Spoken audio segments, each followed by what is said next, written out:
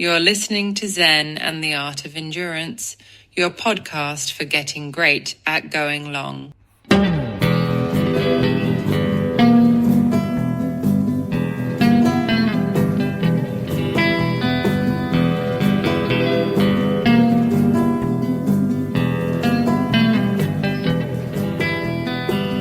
Hey there, all you endurance freaks and geeks, and welcome to another great episode of Zen and the Art of Endurance, the podcast where we go long and learn a lot about ourselves along the way. This is a long episode, so we're going to get right into it. I take you along with me for a week's worth of training and record a little bit during sometimes, but usually after a workout to tell you what I did and why, and little ins and outs and pro tips on how I got it done. It was a 14-hour week, maybe a 15-hour week. And also it's the one where we had all the snow and ice come through Texas. And I cover a ton of different topics. So just go to the show notes on the podcast, the description, and there's a long list of everything that I cover. And while it's not time indexed, you can actually pretty easily tell where the thing is that you want to listen to is by the context of what's around it when you start panning through the show, all right? So without any further messing around, let's put the rubber to the road and hit the training log. Here we go.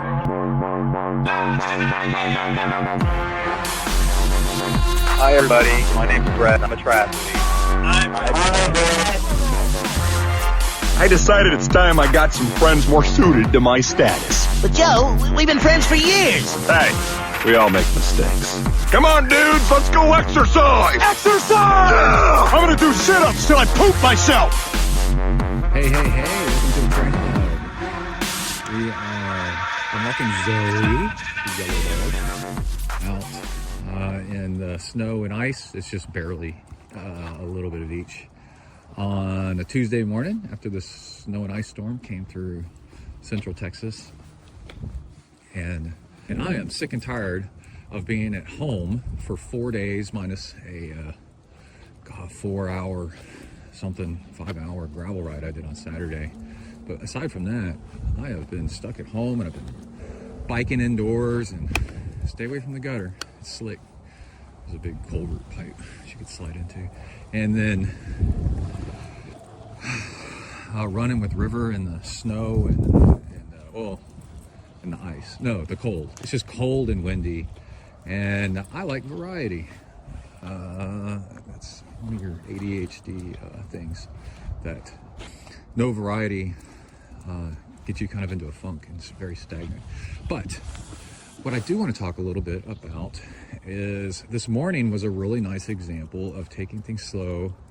This might be the show where I talk about letting things take as long as they take and working with intentionality and really feeling yourself out and doing things the right way, no matter how long they take. And one analogy is like the Japanese tea ceremony, where you just do everything correctly in steps, and however long it takes to do it right is part of it. And we'll get more into that because I'm almost back at the house. There's kids out playing basketball. And yeah, so this morning, because I had the joy of, I really got to experience this when I was working from home during the pandemic. And instead of rushing to get in my bike ride in the morning, I got up and I did my bike ride, and then I got ready for work. But I didn't have to really get that ready, excessively ready, like getting all dressed up and get the car and drive there and stuff. I ate breakfast in the amount of time it took to eat breakfast. And that's why I'm such a big advocate of us working, if you can, working from home or hybrid on those days, because you get to experience things taking as long as they actually should take, instead of performative showing up at places just to do the same thing that you could be doing at home. But that's not our policy right now. We got to go into work at where I work, and you got to be on board with that. So anyway, the interesting thing is, so taking the right amount of time to do things correctly. And it was so nice this morning not being in a rush. And that's a big part of it. And the soothing feel that has to it. And it goes a lot into, with training, there's this epidemic of there's shows, podcasts, whatever, training for the time-crunched athlete, and trying to cram all this stuff in instead of doing stuff right. So I'm an advocate, and we're going to talk a lot about on this show the experiences and practices and ideas and tips and tricks to do things right, what it feels like, ways to do it, and to help motivate you and for us as a society to take back our time and quit trying to do things, just trying to one-up each other or whatever, and to do things right. So for example, this morning, I'm gonna let Zoey in because it's cold out here. And then I'm gonna talk out here on the front porch for a moment. Zoey, wanna go inside? There you go, good girl. She got a little jacket on. Okay. Go. I'm gonna be out here for a second. And River's standing in the doorway with my chute in his mouth, as he always does. So I'm used to getting up kind of early, so it was no problem getting up. But then I made a bowl of cereal, and I got out the right dish instead of just the first dish. And then I got out a spoon, and then I realized there were some spoons in the dishwasher that were already clean. So I took some of those out, put those in the drawer. And then I ate my cereal and then made a nice cup of coffee. And while I let the coffee sit in the kitchen, and then I finished my cereal at my desk. I have this desk kind of in the living room area, and kind of this offshoot area. And then went, instead of taking it all, over to there, I was like, well, when I finish my cereal, I'll get up and I'll put the dish away. And when I put the dish away, that's when I'll get my coffee. And so then I got my coffee, and then I kind of checked up on the news a little bit and social media, and saw this article where Trump has decided to just to punish people or something. I don't know, because there's a whole thing where you got to hate the government. Make the federal workers all come in, which is like, instead of, there's no work from home, and it's like, if it's like advanced in the most productive way of getting stuff done in modern society, you should be actually for it instead of just punishing people to punish people. Then a thought crossed my mind. I'm like, yeah, you're gonna make all federal employees come into work, right? So that means you, and also not on the golf course, and not just picking on Trump. I'm just talking about any CEOs. We got Zuckerberg and what's his face, Elon Musk and whatever. They're all these CEOs demanding people come into work. It's all performative. It's all to just try to one up each other about who's the most, meanest boss that they can be. And then while they're, traveling around the country and the world, doing whatever they want, barely coming into the office. So anyway, you can't be the CEO of 5 different companies and also be at the office at every one of those companies at the same time. It's a physical impossibility. So you are calling stuff in and making decisions from wherever you are. It's a much more effective way of getting work done nowadays, and keep your employees happy, and also being competitive, which we're talking about capitalism, competitive in the market. Okay, that's my rant about working from home.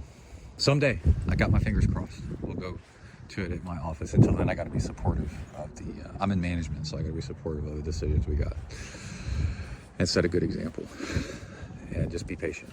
But the other thing is, let's see, we get into, I take my time making my fuel, getting on my bike.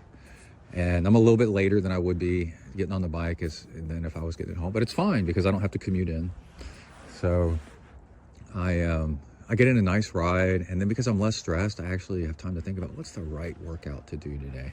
And so I did standing and pedaling over the hilltops. Felt like a good thing to do today. And instead of sitting the entire time. And so that was nice. And let's make sure we're recording instead of the phone freezing up. And then the next thing is got off the bike and logged into, I took a shower and made sure to take a good shower because I didn't get one in yesterday afternoon after working out. And then I got a neighbor pulling up in the driveway. Then I sat down and had a sausage egg biscuit with some hot sauce and logged in the computer, and then, oh my God, it's Kylie. And then Kai's girlfriend just pulled up in the driveway with her dog. And then we'll get a little bit of her on the podcast here. And then logged into work and set up some meetings. And in my, Ripple, he's back. Hi, baby. Yes. You survived? Yeah. Is that Kai's jacket? Yeah. Okay. I got a new one. All right. So now that one's yours. Yeah. Pretty much. All right. Well, welcome home. How were the roads? Not bad. Okay. Good. But I wasn't really like. Okay. And then, let's see, but everything was done with intentionalities. Like, is this the right thing to do now? Yes, it is. And then also like I was saying, the Japanese tea ceremony, like, well, I'm going to do it the right way. Instead of getting on the computer and shoving the laptop in and shoving a whole bunch of stuff over, actually move stuff out of the way and then set my stuff down. And then, like I said, set up some meetings and such. And then I took a phone call and then then I got that out of the way. So I had a few minutes, just like as if I was at work, instead of going to the break room and grabbing a green smoothie, I went over to the kitchen and made myself a green smoothie with blueberries, bananas, and kale and carrots. And then got back on the computer and did some more work while drinking my green smoothie. And then the dogs started acting like they wanted to go outside again. And that's what I'm doing right now. And that's it. So it's pretty amazing. And then I took them and walked them, not in a rush, I let them sniff. And then when they were done sniffing and pooping, and then we come back inside, no big deal. And then I'm noticing there's a piece of something on the ground here. It looks like a piece of bike equipment that fell off, a zipper. Anyway, I'll be back in a little bit with more. Okay, bye. All right, we are on the road driving to the ERK, and it is 36 degrees out and sun off and on. So the streets are fine. Just gonna have to watch out for like any bridges. So there's a route to work I can take that has almost no bridges, very short ones at most. And also, I heard I'm 90 miles northwest of Houston, and the oh, my windshield wipers flicking snow. Oh, that's gonna be fun when the snow blows off the roof. It's just an inch though, it's not bad. Houston got 4 to 5, anywhere between 3 to 5 inches. I imagine someplace only got 3. Houston's big, so of snow, and we're chatting about it over the work channels. And I'm like, as a former Houston kid, that is awesome. You go your whole life growing up in Houston, never having seen snow, no chance of it whatsoever. And then I remember it snowed and we just flipped out. Everybody, I mean, like, it was just nuts, just chaos. The kids are so happy. So if you're not happy about bad weather, just imagine those kids in Houston getting that snow and how happy they are to see that. Maybe for the first time in their lives, and not much besides that.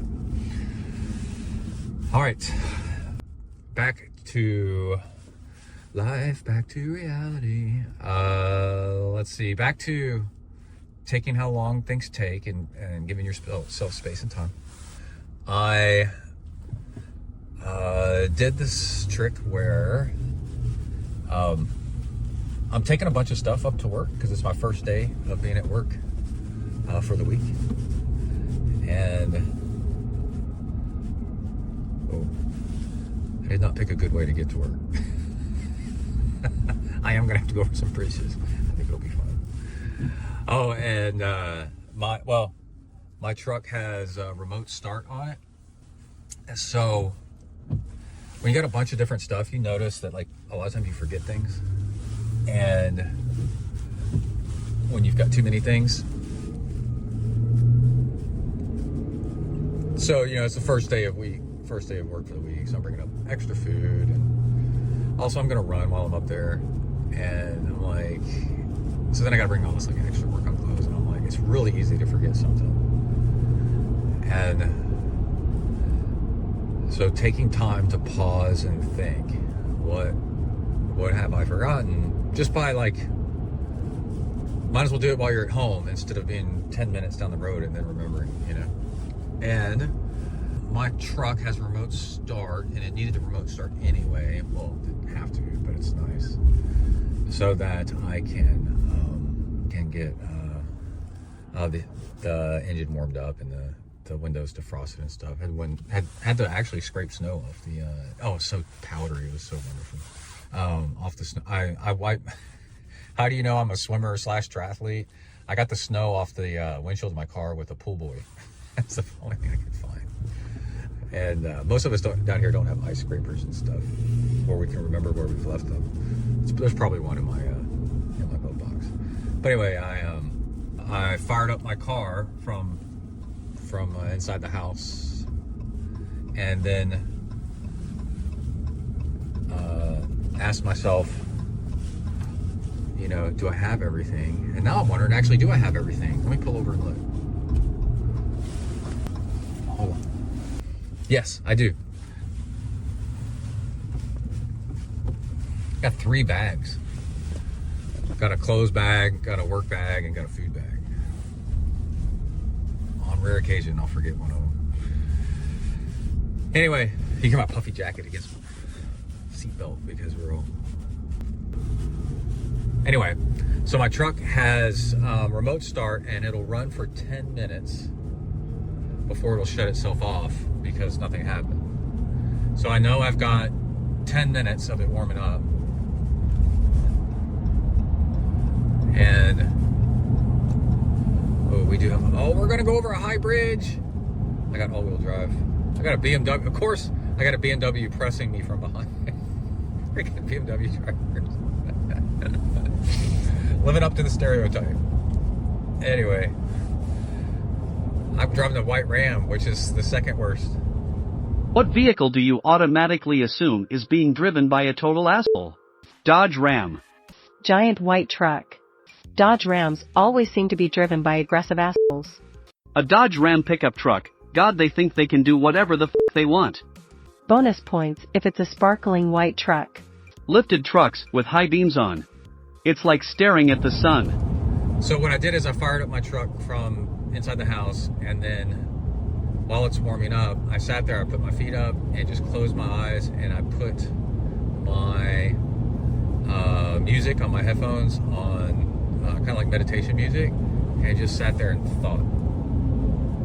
Okay, here we go. We're gonna go across the bridge, put the phone down.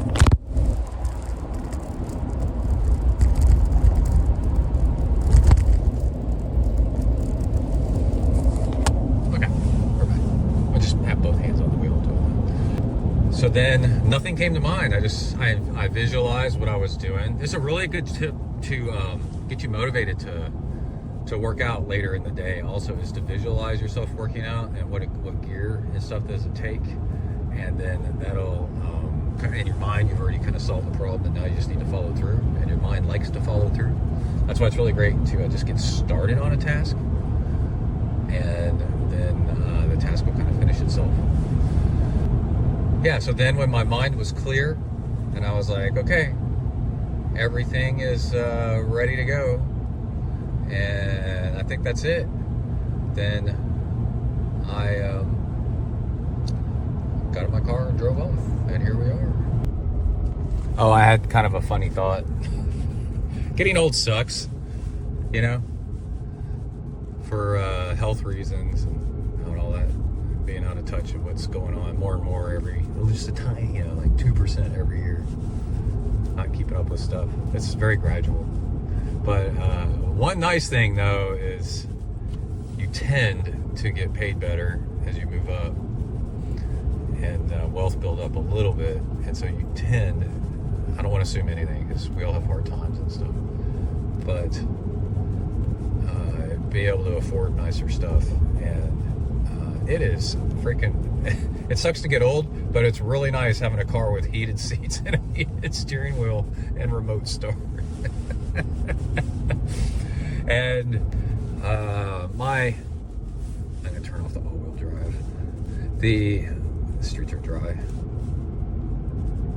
And then my dream growing up is I've always wanted, I'm such an outdoorsy person and could live in San Diego and in the mountains of Colorado. I mean, it's just, oh my gosh, I'm such an outdoorsy person that having four-wheel drive is like a dream come true, and being able to afford that is so awesome, because people will say you don't need four-wheel drive, and you don't most of the time. Depends on where you live, and where I live you don't really need it. But my personality, what's different and interesting or weird is that I love to explore, and I think that's why gravel biking has really rung true with me. I think I had some snow over the front sensor there. As I came to a stop, it slid down maybe. I like to explore, and I find myself continuously going down a dirt road and then having to turn around because I can't go any further, but I want to keep going to go check out where does this go, and I don't want to get stuck. So as soon as it gets wet or slippery, I'm always having to turn around and come back, and I'm just like, man, this sucks, you know. And when I got this pickup truck, I went all in and spent too much money, but I got pretty much as much on the last episode as I warned against getting a forever bike. This is not a forever truck. This is a 10-year truck. So trucks last 10 years if you buy a good one, and they're just built tougher. So they're probably going to last 10 years easily. And I got one with four-wheel drive, and I also spent more so that I got the level where it actually has all-wheel drive. And I absolutely love it that I have all-wheel drive on this thing, because it comes in handy on occasion, and it just makes me like so happy. So happy, and I feel like a kid. And I always wanted a Land Cruiser growing up because I don't know, I just always did.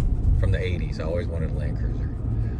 And this is my, I call it my, what do I call it? My Dodge Ram Cruiser. My Toyota Ram Cruiser or something like that. Because it's a full-size pickup. It's built as tough as a Toyota Land Cruiser, pretty much. Because Land Cruisers are overbuilt compared to cars. And then that's what I noticed. My Ford F-150, like I could not kill that thing. I beat the crap out of that, and I could not kill it because it's a truck. And so everything's overbuilt, just a little bit thicker steel everywhere. Axles, everything's thicker, stronger. And then it's got a V8, which I've never had before. Had V6s and a lot of inline fours and little diesels and stuff. And it's the all-wheel drive is such a signature feature of like a Land Cruiser. It's a different type of all-wheel drive. It's where if the back wheel starts slipping, the front wheels will engage.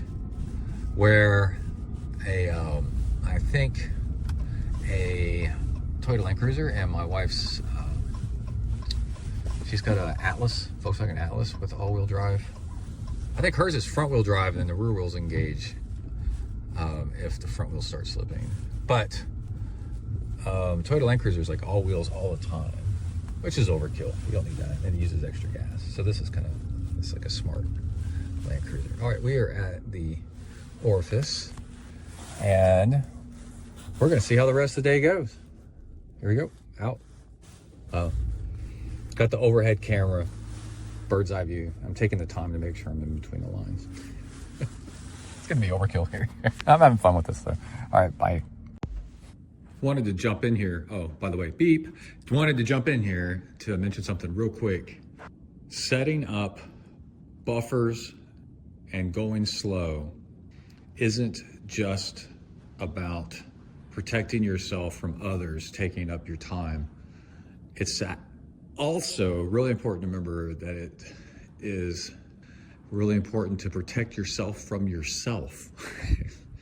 As an endurance athlete, there's a mix of, especially if you're a triathlete, you are so type A and driven and goal-oriented and probably ADHD, maybe not, but probably not. But the goal-drivenness and maximizing your time and having 50, what do we call it, 50 pots in the fire or something like that, all at once is so classic. And endurance training takes up a lot of time. And if you're trying to do something amazing and you're listening for advice on podcasts and YouTube channels and such, you are really pushing yourself to the limit of what you can do as far as time goes. And it's really important to remember that you have more success. It's something I try to talk about on this show all the time. You will have more success. And I found myself having way more success by not trying quite as hard. It's the whole thing of where people are in the gray zone and then overtraining, and then they never break through to being a pro or an elite age grouper. And what I'm saying is, a lot of the time, the problem is you. You are trying to do too much. So beginning to say, I'm gonna take this important thing and it's gonna take how long it takes, forces you to actually choose, do you want to do this or not? And you'll end up doing fewer things in the day, but you'll end up doing them better. And you need to come to terms with the fact that you're not gonna get as many things done, but also the things you do get done are gonna mean a whole lot more. And you're gonna end up being a whole lot happier because of the reduction in stress. But just a note, this isn't just to protect you from other people. A lot of your stress and overdoing things is self-inflicted, which is a good question to ask yourself sometimes. That thing that I'm trying to do, who came up with that thing? Was this my own idea to do that thing? Or is somebody else actually, it's a deadline that I actually have to do for somebody else that's actually required, you know? Or is it somebody else that I could say, you know what, I'm not gonna do that thing anymore. Anyway, all right, I'll be back. All right, we are back. Had several things cross my mind on and off the treadmill. Ran an hour, was only kind of half feeling it, and I've been like running a bunch lately. Everything's relative compared to normal.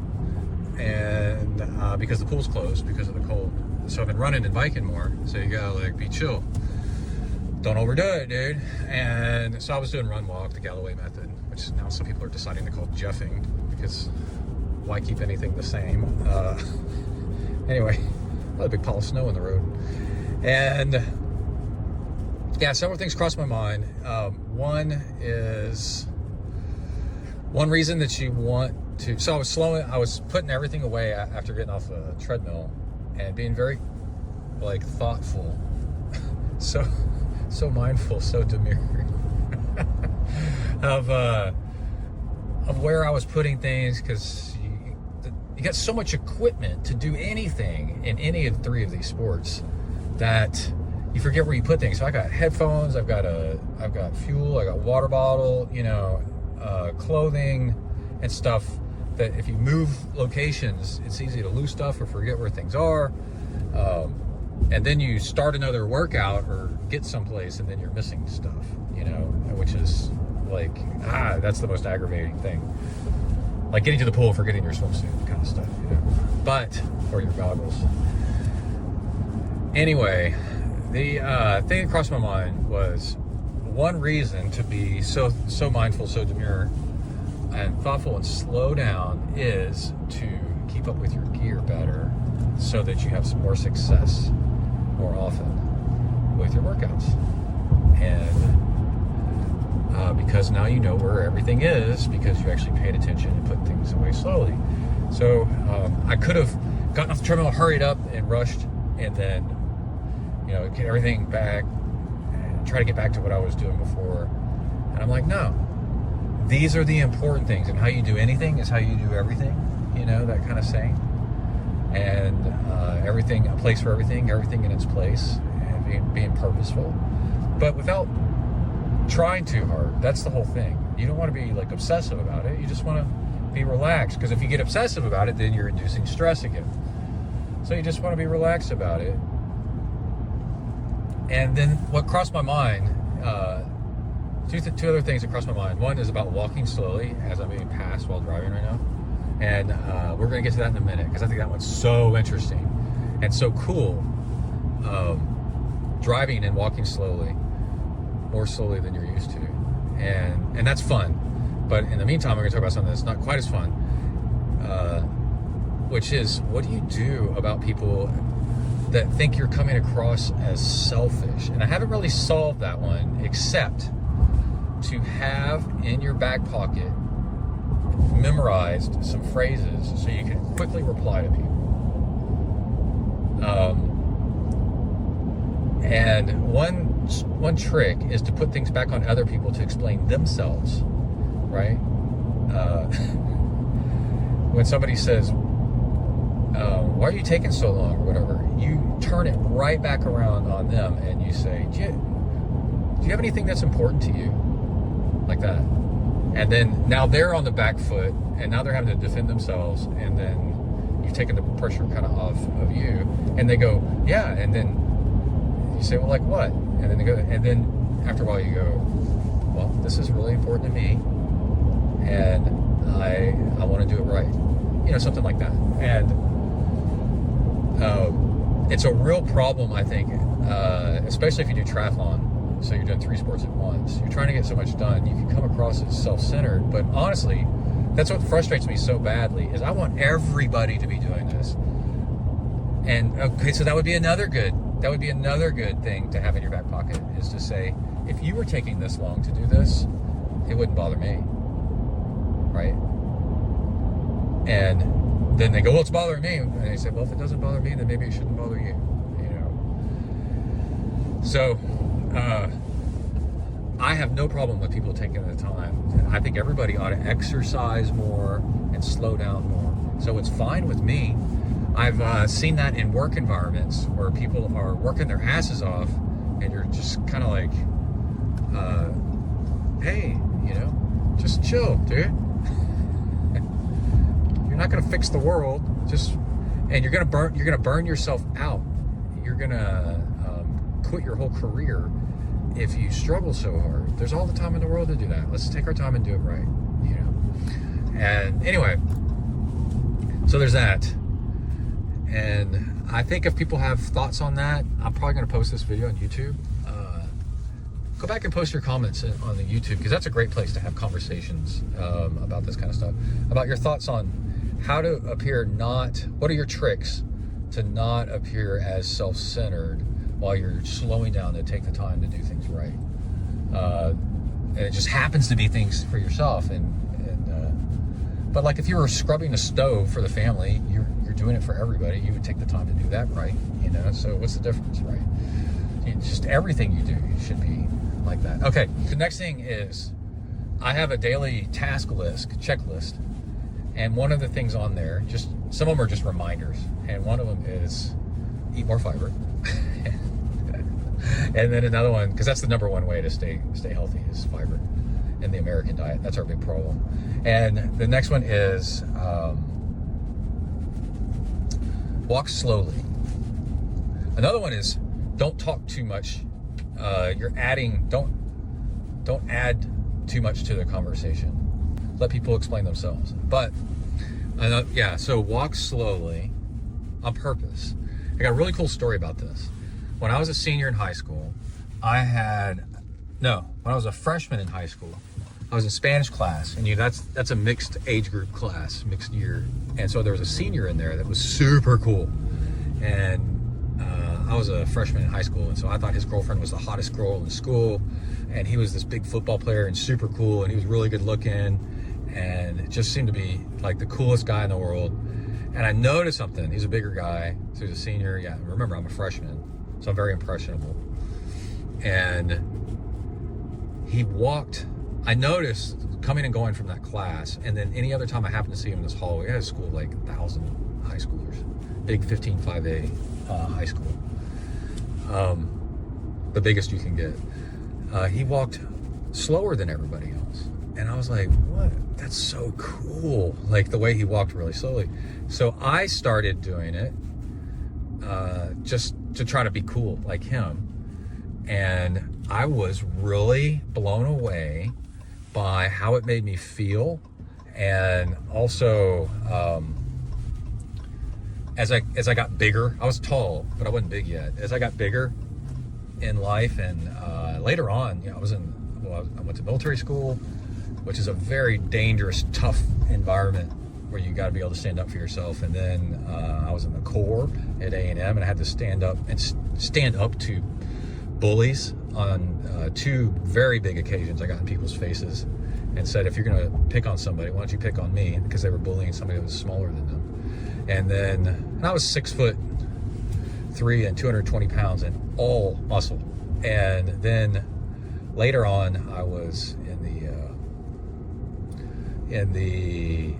later on in college, I was a bouncer, and learned to just move slowly and be very intentional with how I walk.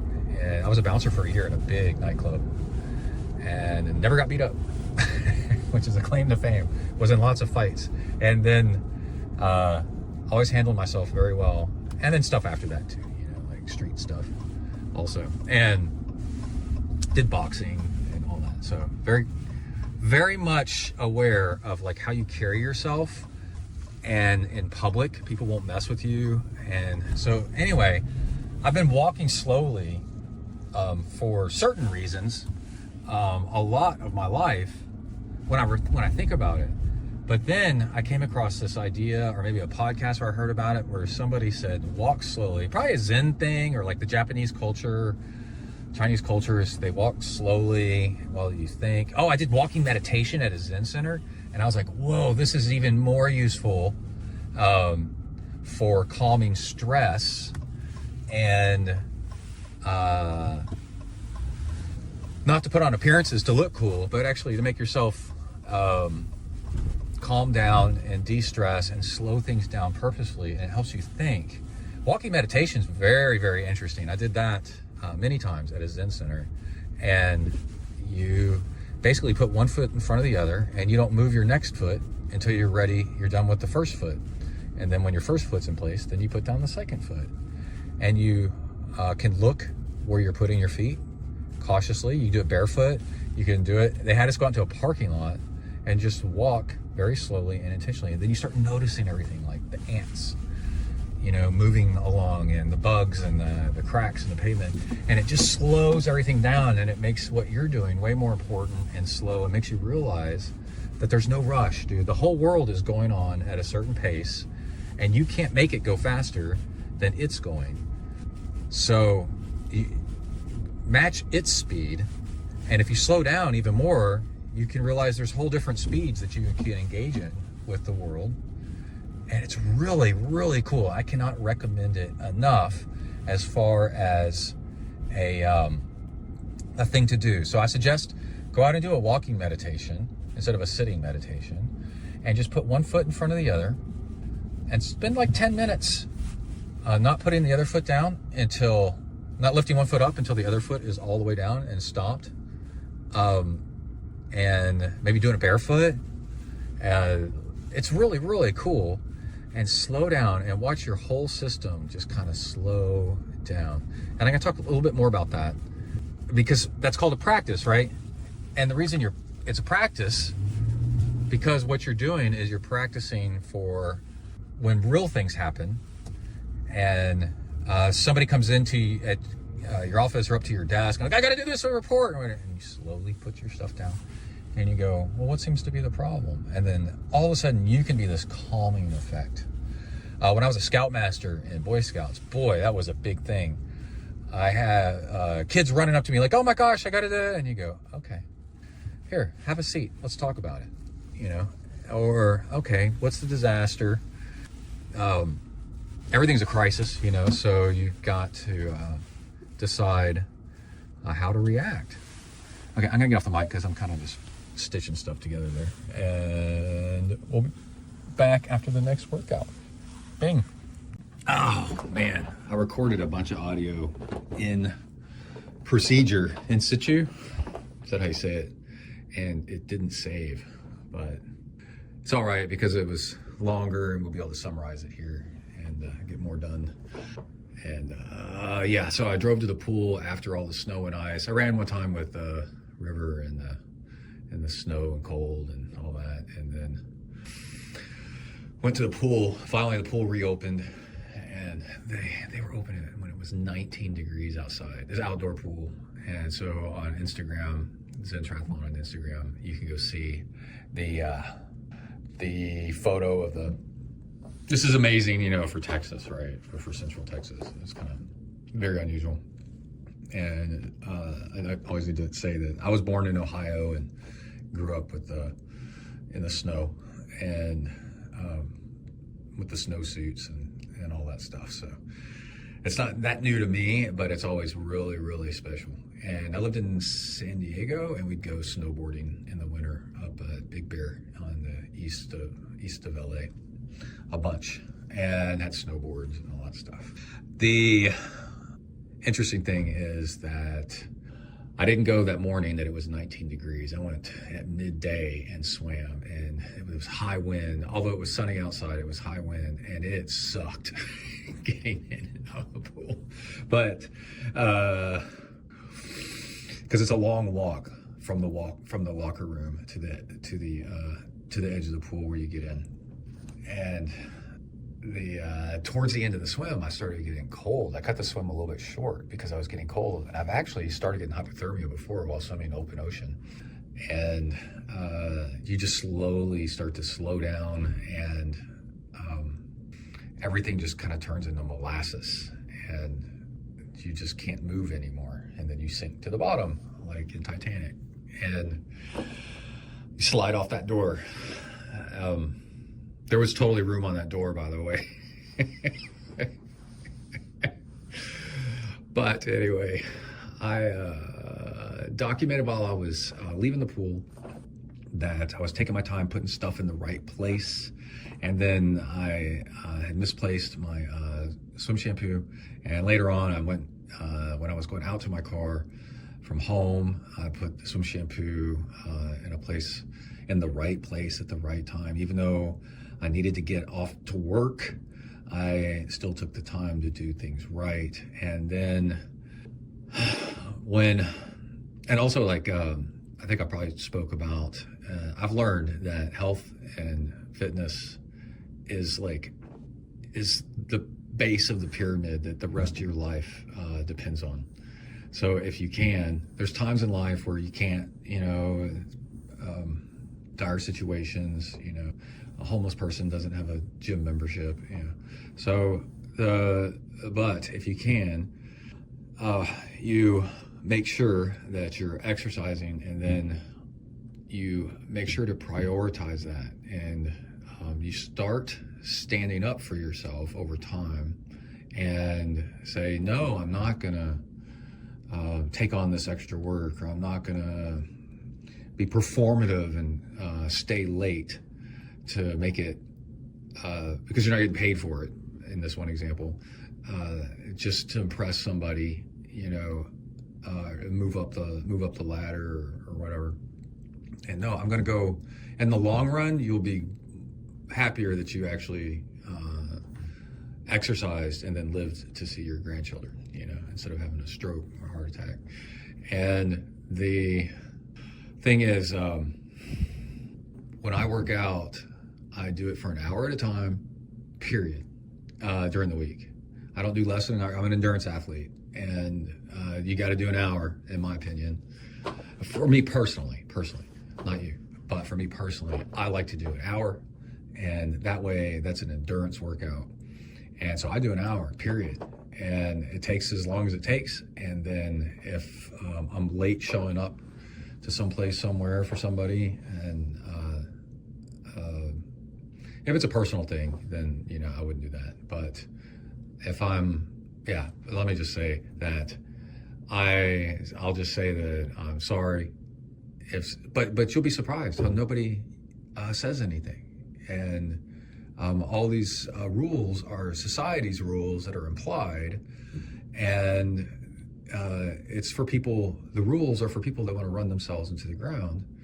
And I'm slowly, since I buckled back down during the pandemic, I was in a mix of the pool was closed, and also for several years this position opened up twice that I applied for. So I was being all performative and like cutting back on the podcast, cutting back on working out, so that I could be all promotable. And then it didn't work out, and I was like, you know what, I'm gonna buckle down and refocus on me and kick the show back up again, and let's get this thing rolling. And I did, and I've lost almost 20 pounds.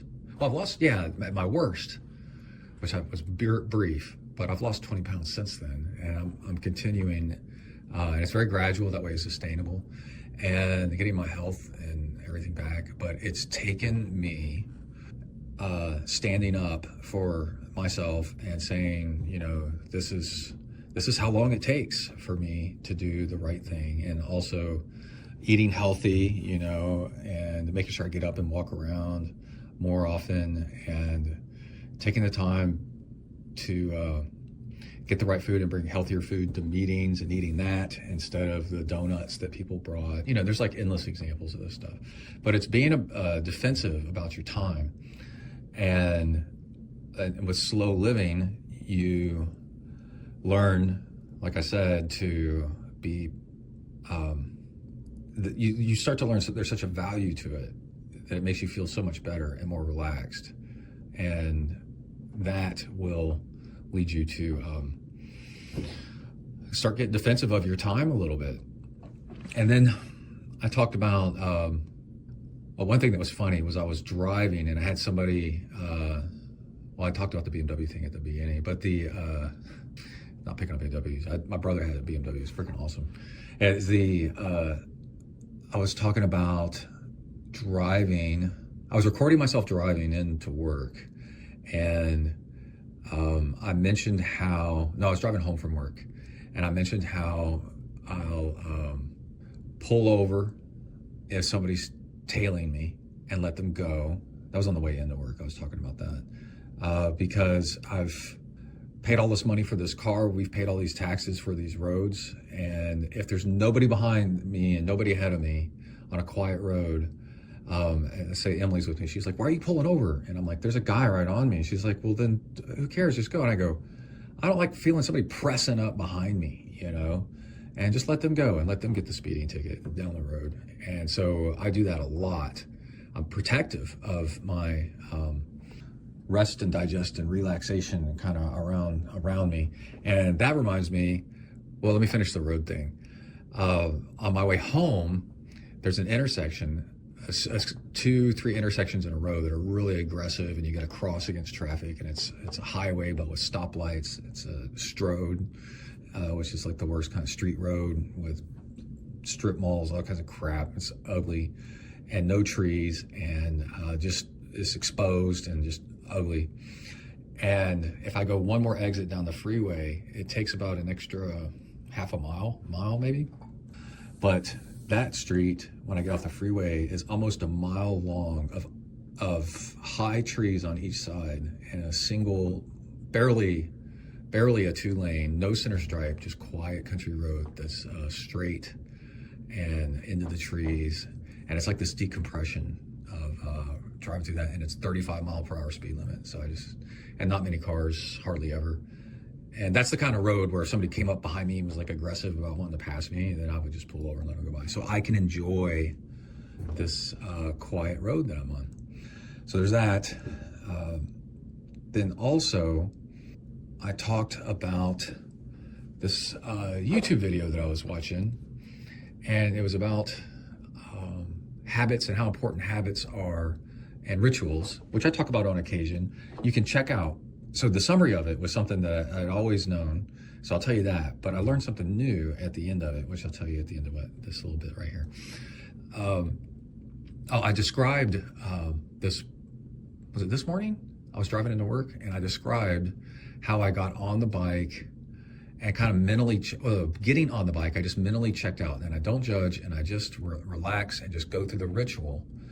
And then 10 minutes into the bike ride, this is on my trainer, I'm kind of like, I'm so in it, you know, and it's almost like you're being in a state of hypnosis whenever you're doing a ritual, and one thing just follows after another, because you've done it a bunch of times.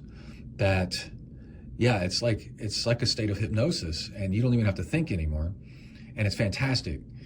And so it's like the first time you do something, and it's really hard. The second time, it's not as hard. The third, fourth time, it gets pretty easy. And then after a while, it's harder to not do the thing than to do the thing, because your brain burns these neurons together, kind of like a tire track in the dirt.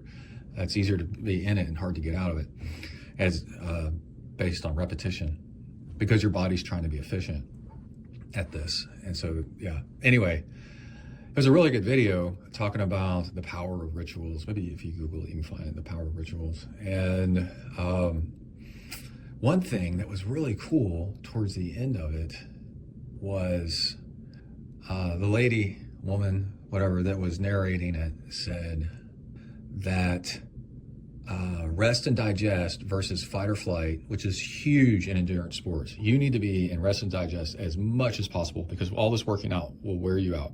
In daily life right now, all the stress and uncertainty of everything is too much.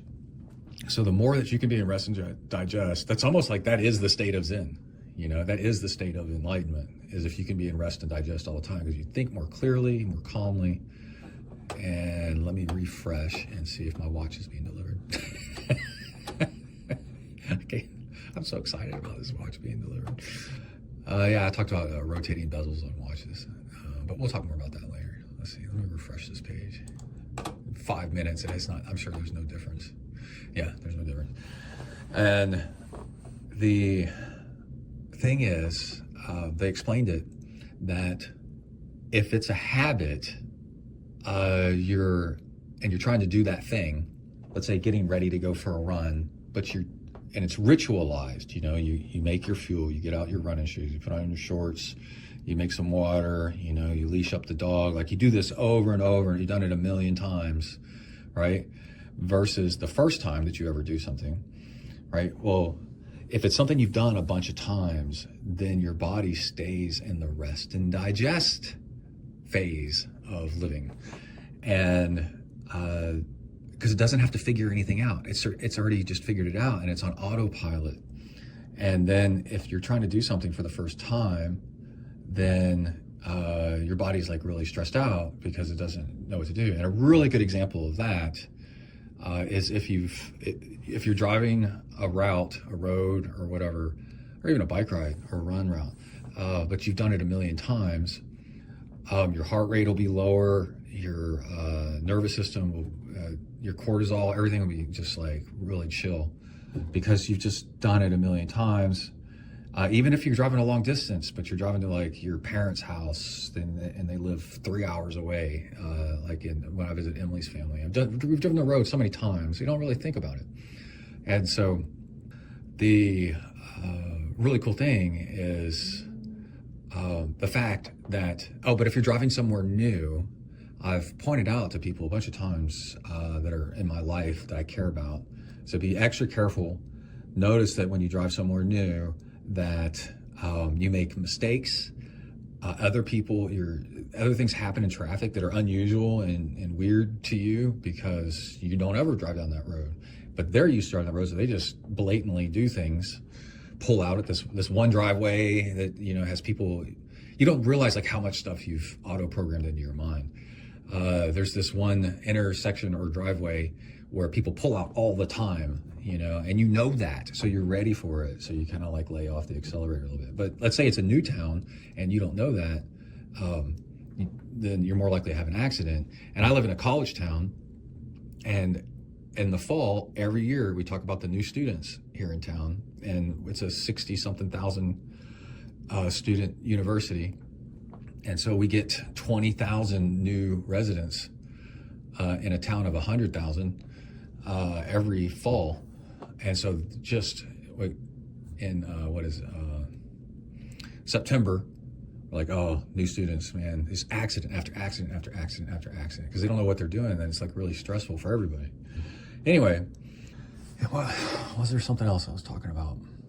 There's a little bit of I listened to some philosophy stuff, and Stoicism, is all like popular now and stuff. And then it dawned on me, I had a realization that I was like, dude, I was doing Stoicism before I knew what Stoicism was, and it was military school, and my dad, just in general, and my mom in general, raised by parents that grew up during the Great Depression. And you do things the hard way on purpose because it makes you tougher, take the stairs. The classic example is take the stairs instead of the elevator. I remember we used to bag our grass, and when I was mowing the yard as a kid, and then I would lift it and carry it around over my head on purpose instead of, down by my side, just because it was harder. I wanted to build muscle and stuff. And yeah, the whole Stoicism thing is that's a label that's that actually in society today, or when I was growing up, Generation X, this funny shit. Generation X, literally did drink from the garden hose, and my parents would lock the doors to make me stay outside. I couldn't come inside until I was done with the yard work or something like that. And we would just ride bikes around, and then get hurt really bad and have to, patch ourselves up. And so I think I need a t-shirt that says, I thought about it a lot.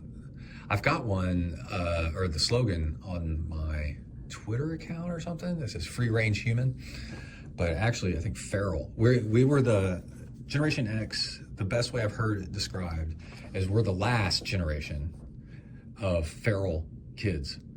And that means that we were just wild and loose all over the place and pretty much did everything for ourselves. And then the next generation after us, whatever that is, Gen Z, Gen Y, not millennials, but the helicopter parenting and the digital everything just blew up. And it's no fault of their own. I'm not bagging on that. But we were like a hardcore group of kids. I tell people that I work with, because I'm one of the older people now at my office, and I tell them, what we did as kids, and they're just like, Jesus Christ. I was like, yeah, you could get a letter from your parents to say that you could smoke at school. They're like, what? And I'm like, yeah, not in class, but you could smoke in this area outside the building if your parents said it was okay. Only the delinquent kids had that at my age. But anyway, trying to think of another funny example.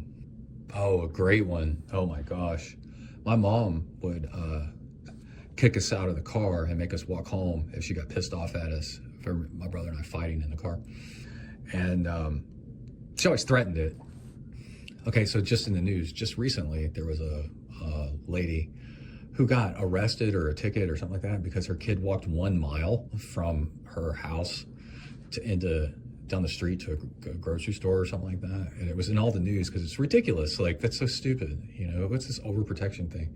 And then, and the kid was like a teenager, or maybe a 10-year-old, but still, it's like totally fine to walk. And she was like, he does it all the time. He's fine, And like, I biked to school in 4th grade, and kids were biking to school, and Kai biked to school, like 2nd grade, whatever, out of sight, like a mile. And I went like 2 miles, 3 miles or something as a little kid.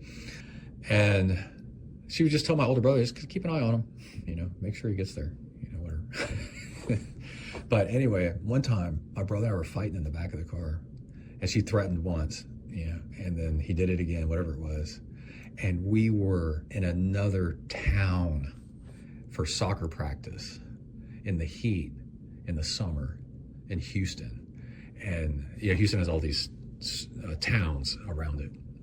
And so we lived in Kingwood, but we were on the way back from Humble, is what it's called, spelled humble, but you say Humble Oil Company, where oil was struck for the first time in Texas and in the United States. Anyway, she goes, "Get out." And he's like, "What?" And she said, "The best thing was the look on my face." I was like, "What?" And he was like 14 or something like that. So we were both very fit and could easily, handle the distance and stuff. We were Boy Scouts and whatever. But she made him get out of the car. He was like, "It's so far." And she was like, "Get out. I already told you." And he showed up at the house hours later. And she said, I was really quiet the rest of the ride home. Oh my God, dude. And he was fine. Yeah. So anyway, all right, I'm just rambling now. I'm going to get off the mic and talk to y'all a little bit. Bang. All right, we are on the way to W to the ERK. I recorded a video, which I'll tack the audio of it in this podcast, running with River this morning. It was 26 degrees. It was either 28, and then it started dropping 27, 26, because it gets coldest right before the sun comes up. But I just wanted to run, dude. I biked yesterday. I'm not interested in going swimming because it's so freaking cold the last time I went, so I'm kind of burned out on that for a moment in a couple of days. I love swimming. It's the only thing I'm good at. It's not like doing flip turns and and gliding, because actually people that do better in sports are people that are actually good at them, and then they like doing them, and then they do them more, and it's the doing it more that makes you better. It's kind of this self-reinforcing thing they found out. Anyway, I was a couple things happened this morning. It was kind of funny. I was thinking about doing things that are hard and doing things that are easy, and on the continuing the message of protecting yourself from other people's bullshit and getting the things done. I was listening to something early this morning while I was trying to wake up, and the guy was saying, what was the word? Non-negotiable. That exercising in the morning, exercising 1 hour a day is a non-negotiable. And I thought that's a really good phrase, which I might have been recording earlier because that was yesterday talking about. It's just a non-negotiable. That's just what I do. It's like eating. You have to eat, and so you should consider exercise kind of the same thing. That was pretty nice. And the other one was, there was a bunch. So one thing that came to my mind is, I was taking medication a while back that made me sweat. A side effect was excessive sweating. And then so to counteract the excessive sweating, I was drinking a lot of fluids, and then you end up just peeing a lot. And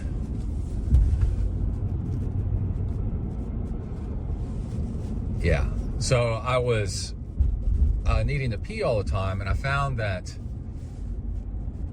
I was just a regular car drive would be miserable unless I peed before I left. And then I learned to love it.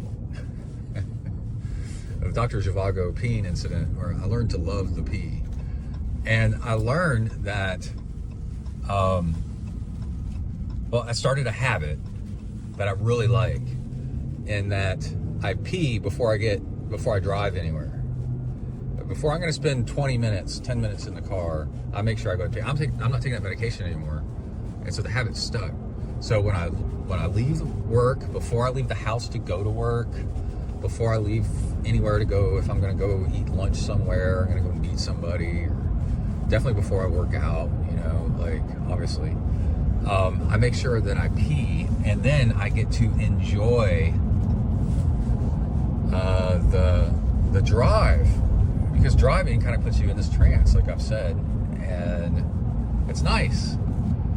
And the traffic, like I'm dealing with right this moment, driving in, it's kind of like being hungry. Needing to pee is a lot like being hungry. it makes you stressed out, and it sucks, and it makes you angry, and then things just get worse. There's a trick with pulling an RV. I saw this was so cool. This family that did RVing all across the country during the pandemic a lot and was really successful at it. They said, pro tip, 20 to 30 minutes before you get to the spot where you're going to back your RV in. And that's really stressful because, you know, backing an RV in or getting an RV set up is like really, you got two people yelling at each other. So anyway, they say, pro tip, pull over at a gas station when you're getting close to your spot and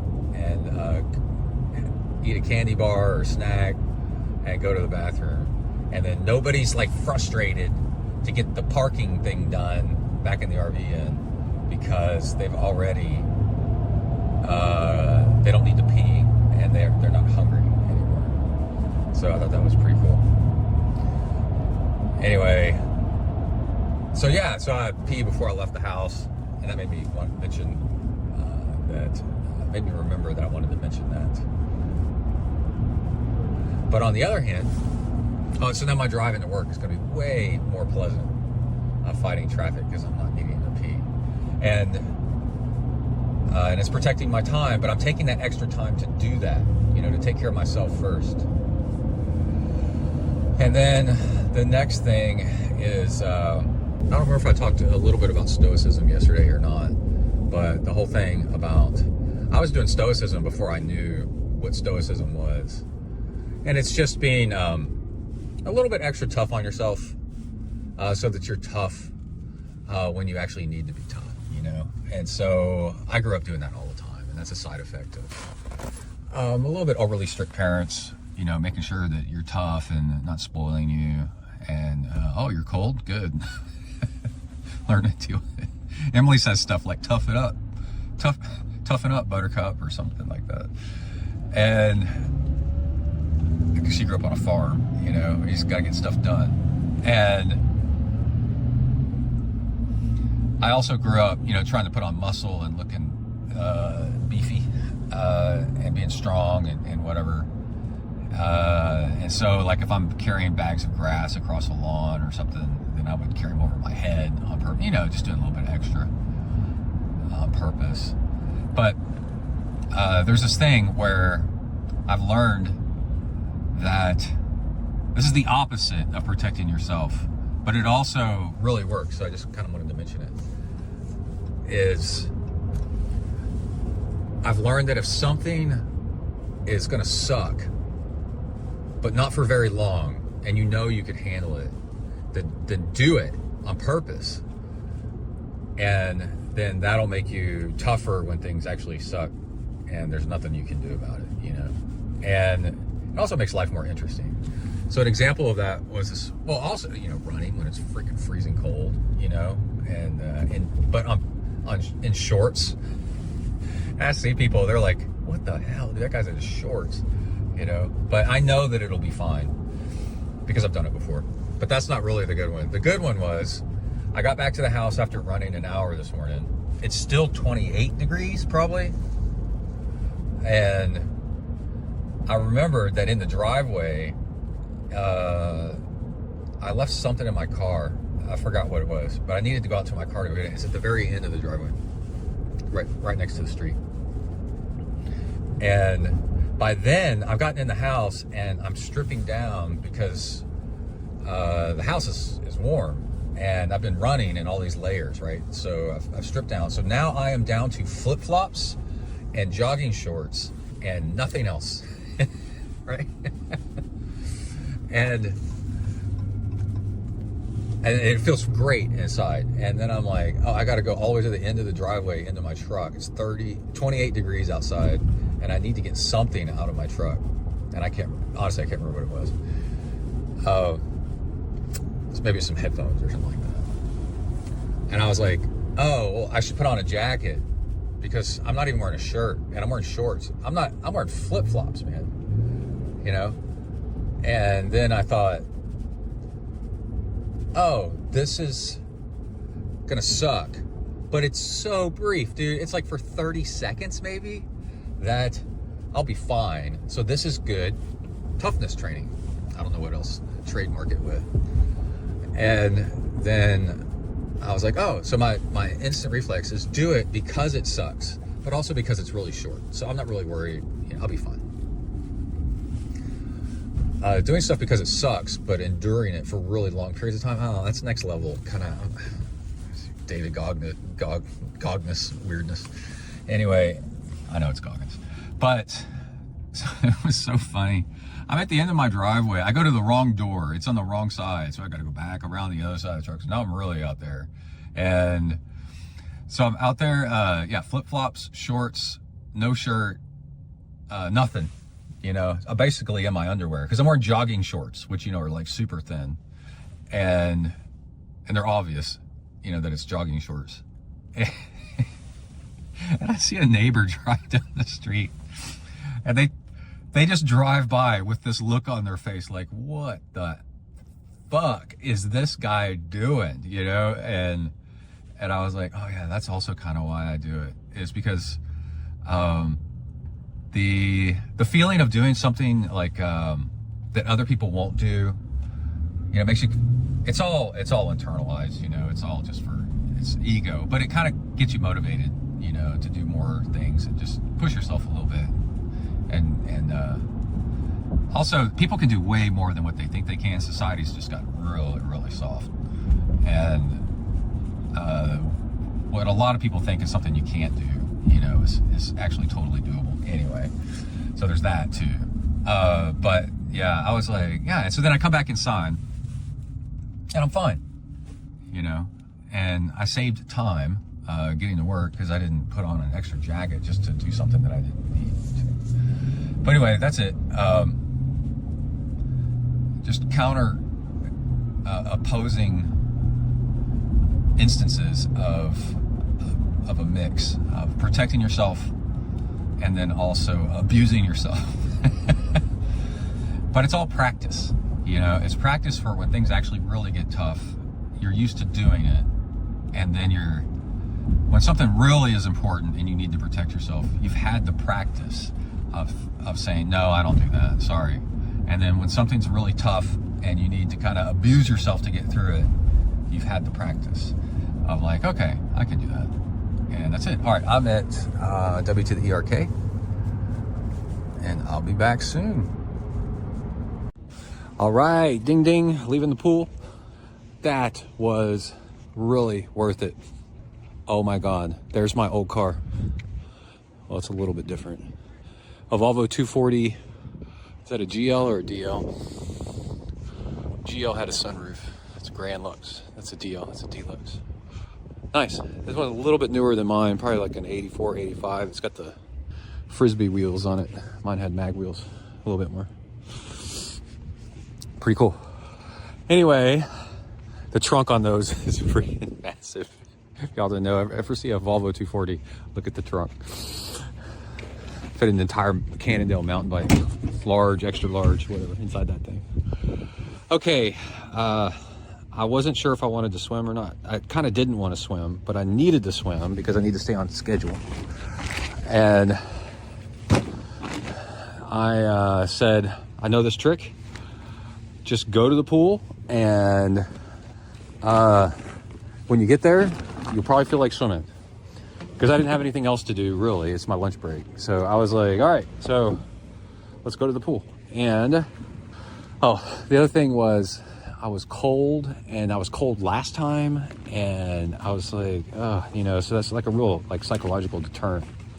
A little PTSD from the last swim. And I know a trick for that too, is I drink a hot cup of coffee, and then I overdressed. I put on a jacket even though it was 70 something degrees inside. And then on the drive over, I kept the jacket on the entire way. And I said, I'll decide when I get to the parking lot. I got to the parking lot, and I still kind of was on the fence a little bit. It's like a 12, 15 minute drive. And so the pool wasn't quite open yet. I had a couple minutes, so I closed my eyes, leaned back, and then the next thing I know, I was getting in the pool. So there you go. That's how it works. Laying out the swimsuit so it dries. I've got a milk crate in the back of my truck, and I hang the swimsuit over that, and that makes it dry a little better, airs it out. And let's see. Oh, carabiner. Go. So, yeah, if it's going to be cold, overdress. Then the cold, it eliminates the whole cold part. It feels good to actually get cold because you're hot. And then caffeine has a delayed effect, so drink some caffeine and drink hot caffeine. And that made me happy to do that. And then don't believe in everything your mind tells you. The way you feel now is not the way you're gonna feel 20 minutes from now necessarily. And boom, I was in the pool and I was swimming, and it ended up being a really good swim, and I was glad I went. And two other reasons I was glad I went is I did intervals last time, and starting off swimming, just a few laps in, I was felt that tiny bit of soreness, and it feels that there's something weird about it, where if you've psychologically connected a little bit of soreness with like building muscle and like Simpri, then that kind of motivated me, kind of turned me on. I was like, oh yeah. And then the other one was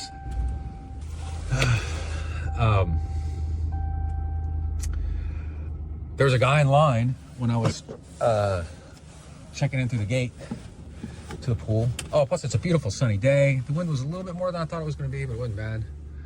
And there's a guy in front of me wearing shoes that I was really interested in. Okay, go buddy. Oh my God. Okay, I guess I'll go. And they were, oh crap. I'll look at my phone because I wrote it down, because that's another tip. Nature, naked, kind. What kind of shoes were they? Let me see. I wrote it down in my notes app. Native. There we go. Native shoes. So I'm standing behind him, and I go, oh, he's wearing Vans. Cool. And then I look closer, and I go, those aren't Vans. Well, there's something weird about them. They have little perforated holes all through them, like maybe 2 millimeters big, pretty small. Perforated holes all over, like where the canvas would be on at least the front half of the Vans. So it kind of made them look like checkered Vans, you know? And I grew up with Vans. I grew up on Vans were rad in the 80s, skateboarding with them and stuff. I love them. And I had hibiscus print Vans in 5th grade. And amongst other ones, we all had cool Vans. And let me see if I can get to my recording. Yeah. And then I was looking even closer, and they were worn out, you know, so they weren't like, I had to look closer to kind of make what I was looking at. And they were rubber like Crocs, but they weren't goofy, puffy looking like Crocs. They were the exact same dimensions as Vans. And I was like, wait. And so I tapped him on the shoulder and I said, hey man. He turned around, he's an older guy, older than me, he looked like he's about 60, 65. And he said, yeah. And I said, hey, are those rubberized Vans? Like, and he's like, yeah. And I go, dude, those are freaking cool. I go, do you, they even had the little tag on the heel of the other brand name, you know, that, whatever I said, Native. And instead of the Vans logo on the back, same rubberized tag. Complete knockoff. But I don't think they're a knockoff. I think they're original in a way. And I said, so are they rubber like all the way through, like flip-flops rubber, like Crocs kind of rubber, like all the way through? And he goes, yeah, there's no fabric in them. They're just rubber. And I go, Oh my gosh, man, that would be so cool, because I don't like leaving the pool and putting my wet feet. I'm so tall, it's kind of hard for me to reach my feet, and then you're in a wet locker room and you're trying to dry off your feet, and everywhere that you step while you're drying off your feet, your towel's dragging all over the ground on other people's dirt, and there's kids that come in and out there sometimes, so dirt and piss and who knows, athlete's foot and stuff like that, you know. So I just like keeping my flip-flops I like keeping those on and minimize my contact with the bare ground, which makes it actually difficult to towel off my feet. But so what I do is I wear flip-flops whenever I leave this is what, so then I said, I didn't tell them all that crap, and I said, yeah, I don't like to have my feet wet into my shoes, so I wear my flip-flops, and I put my when I leave the pool, and I kind of let my feet air dry, and by the time I get to work, I'm still wearing flip-flops, but then I go in to put on my shoes, because it's hard to put on shoes while you're sitting in the driver's seat of a car. It's like nearly impossible. And I have to walk past my boss's office, and sometimes he looks at me, and I can tell he's like looking at me. There's definitely, we've had joking comments, but you know, behind every joke is something real. It's like, he's only said it a couple times out of the hundreds of times I've done it. But, flip-flops, huh? Like that. And I told him, you know, why I do it. And I go to my office and I put on my, and I come in through the employee entrance, you know, in the back and all that crap. But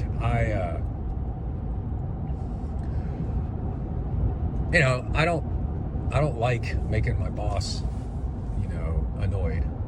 It's not good, you know, just in general. And it's little things, you know, and I don't want to disrespect. I don't want to be disrespectful. I'm a very respectful person. And I like following the rules. So you get freedom through following the rules, because then if you're a good person, then they give you more leniency when you screw up.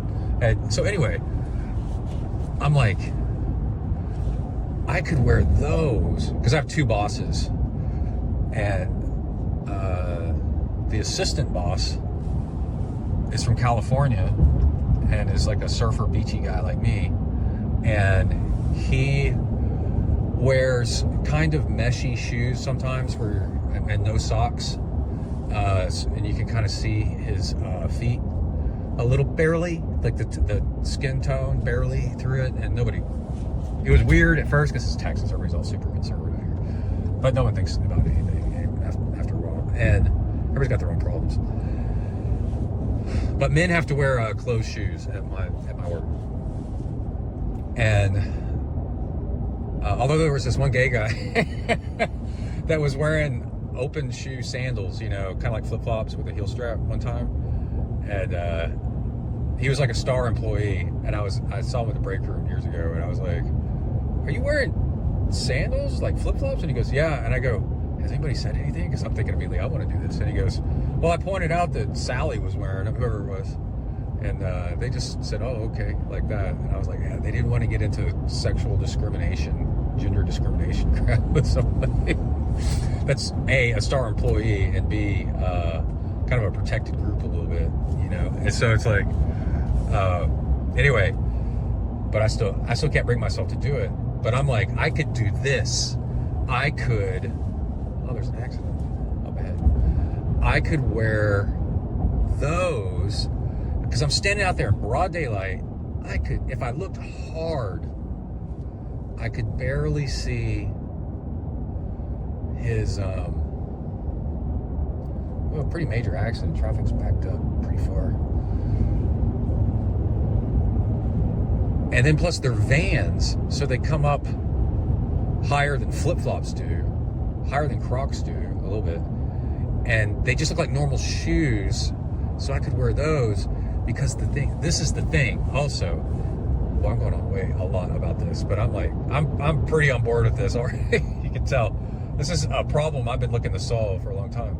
I could wear them without socks, right, and let my feet dry, and then wear them I've always dreamed of just going sockless, right? But the problem is, if you wear normal shoes and you go sockless, guess what happens? Your shoes start to stink.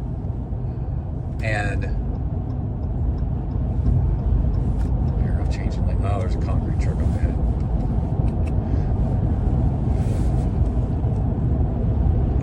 Your shoes start to stink, and then washing them, if they're cloth, fabric, whatever kind of shoes, is a challenge.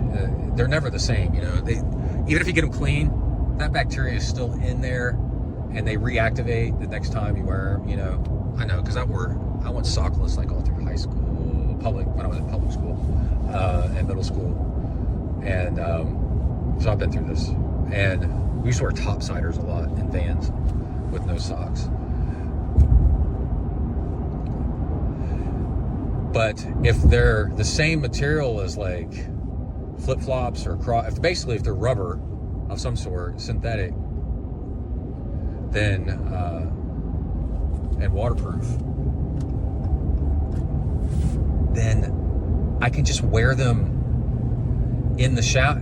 This is what keeps my flip-flops clean. I wear flip-flops all the time, and they never smell bad, and my feet never smell bad, even though I wear these things all the time. It's because I also, whenever I swim, I shower in them. And so here's a pro tip for you. When you shower, and you got your flip-flops on, wear them and let the soap run down into your feet, or the soles of your feet, the shoes, and let that ride, let that cook.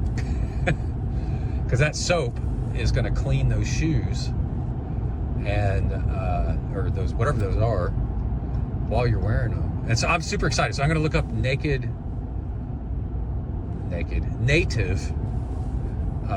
shoes when I get a chance to get back to get to a computer and see how much those things cost, and see if they come in a size 13, which is always a problem. And then we'll see what happens. All right, bye, Bing. All right, I'm back. Just real quick, I want to record this and then get back to what I was listening to, because I was really enjoying it. On recording things. Well, wait, real quick. The whole thing was like, get to the pool, judge. Yeah, I think I already kind of explained that. Really good example of, I had a really good workout. By the end of the workout, I was doing intervals. And you just don't know how you're going to feel, so don't prejudge and just go, and the whole habit and all that other stuff. Okay, the reason I was able to look up my what brand I got it now, it's native, is because I wrote it down, because I was swimming and I was like, I should write the name of that brand down, because I'm going to, I need to look it up later. But I'm swimming, right? So how do you freaking deal with that, But it was like a shower thought. I was like, and it hit me. And it's just one of the most disappointing moments, when you can't write stuff down. So for swimming, currently what I do is I have my phone at the end of the pool, where we set up chairs, some of us, to get stuff up off the ground.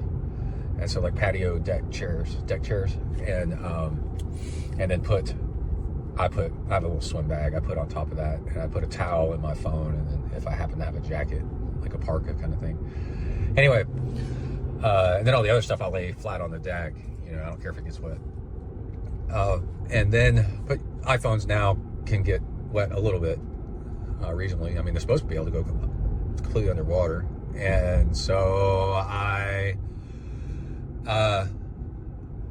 wrote into the phone at the end of that set, I wrote into my phone, check out native shoes, right?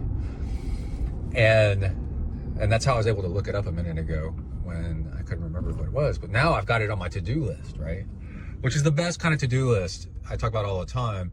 Last podcast, I talked about, the 10-minute habit, or 2 podcasts ago, is when you're not thinking about things, the things that pop up are the things that are bothering you. And if you take care of those, you reach a higher level of happiness, because nothing's bothering you anymore. Just imagine that. That's actually your to-do list, is what bothers you when you're not doing anything. And what's your brain yelling at you about in the background? And then it crossed my mind. I went back to swimming again. And I was like, oh man, you know, something cool is for watches during races, for recording for the podcast, the latest Garmin Phoenix, so Phoenix 8, not only does it have a flashlight on it, but it's got voice memos, so you can record a voice memo. The 7 might have it too, but I'm just saying. And so does the T-Rex. It's a Mazfit is a brand, and it's got voice memos on it.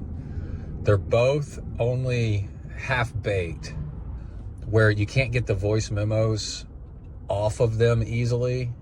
I forgot, but they both have different ways, but it's like a pain in the ass. And you would think that Garmin would have a thing on the Garmin app where you can forward the memos from your device. Once you sync your device, you can forward it, you know, just like you can a photo or like of your phone, like to a friend or something. And then that's when it's going to be completely done. Same kind of thing, I think, with the Amazfit watch. And the audio quality of the recordings isn't fantastic, but so you're swimming and then you can just like press a button. I would hotkey my button for this kind of stuff and say, so instead of having to type things while your hands are all wet, you could be like, check this out, you know. Oh, and then if it had like a voice transcript, like voicemail does on the iPhone. So that'll come, you know, in like a generation or two of these watches. But it's close. So I was thinking like, man, for a bike race, dude, I'm doing the gravel race, and let's say Gravel Locos last year when I was in a ditch laying there like trying to stop having tunnel vision, because that race was hard, man. And I was like, dude, I could have just like, instead of pulling out my phone and swiping and and then finding the voice memo app and all this other crap, I could have just pressed a button on my watch and been like, okay, this is what's going on right now. Or like I'm in the heat of, it'd have to be where I'm able to ride with one hand. But running, oh man, dude, the opportunities for podcasting, to be able to do a quick recording while the SHIT is going down is something I'm really looking forward to. Oh, that's going to be so cool. So I'm definitely looking forward to that. Think about that, guys. Anyway, but I need to get one of those watches.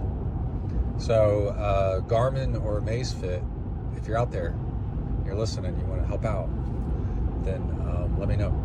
That would be really, really cool, because I'm not in a financial place to get one myself at the moment. All my stuff goes to Kai. All the stuff I would be buying for myself, before Kai got to racing age, man, I had the coolest gear, but now he's got all the coolest gear. I can only afford to, it's so expensive, cycling especially, pretty much cycling, entirely, the cycling part of all this is so expensive that you can only afford to really deck out one person with the top end stuff. And then, so it's unfortunate. So yeah, he got the 840 bike computer before I did, and then eventually I got around to getting me one, for example. And he's got the super high-end race mountain bike, and I'm actually riding his old kind of mid-level, entry to mid-level mountain bike. Because you can buy speed, and I don't need speed. I'm happy. I'm content with going long, and he's going shorter and faster. Anyway, blah blah blah. That's it. Be back. All right, we are back. We just did a 4-hour ride gravel with my seatbelt undone. There we go. I got River in the car. Hey, buddy, what are you doing? What are you doing? And in the truck. The man truck. And we are headed to the bike shop to drop my bike off to get it Worked on. The bottom bracket needs replacement and a couple other little things. The crank is out of true. The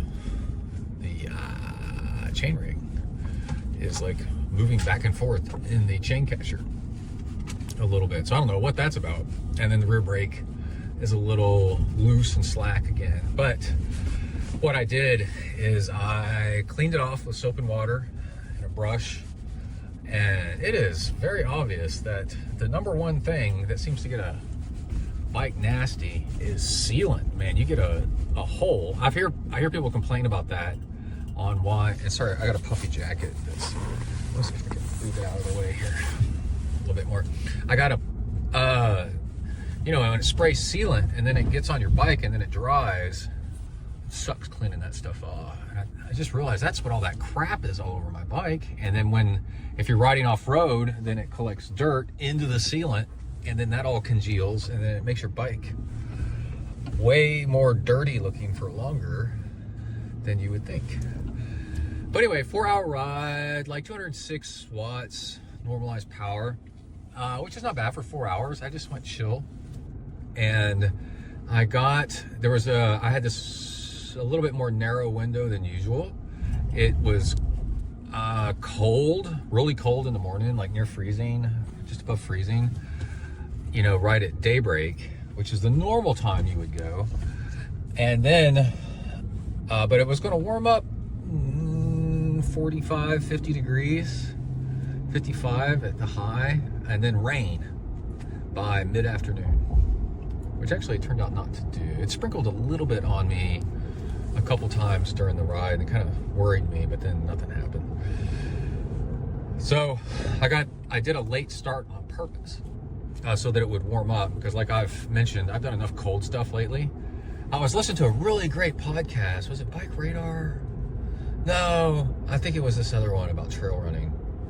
And, well, it could have been either. But it was interesting insight. And they said that, in my 20s and 30s, I would go out and ride in near freezing degrees and pouring rain and whatever. And now I'm not interested in that because I've accomplished that, right? So I don't have anything to prove to myself anymore. Thank you for letting me in my little lane. And I was like, yeah, that's kind of true. I don't feel any older. I'm in pretty good like athletic shape and stuff like that. It's just, I think it's like 10% less interesting to do something that sucks if you've done it a bunch of times already and you can do it. And I'm guessing what happens is the first few times, you've done it a bunch, you haven't done it yet. So you're kind of proving to yourself. That makes it interesting enough to like go talk. And now when somebody's like, I rode 100 miles, I'm like, yeah, I've done that a bunch. And I think that's what the guy was saying, nowadays when his ride is 99.6 miles, he's like, whatever, but where before, when you're younger, you would do an extra lap around the block to get it to clock over 100. But, so I did nearly 400 calories per hour, probably 350 something. And yeah, it just felt great the entire time. Just rode easy. I stood and pedaled over the tops of hills to practice that.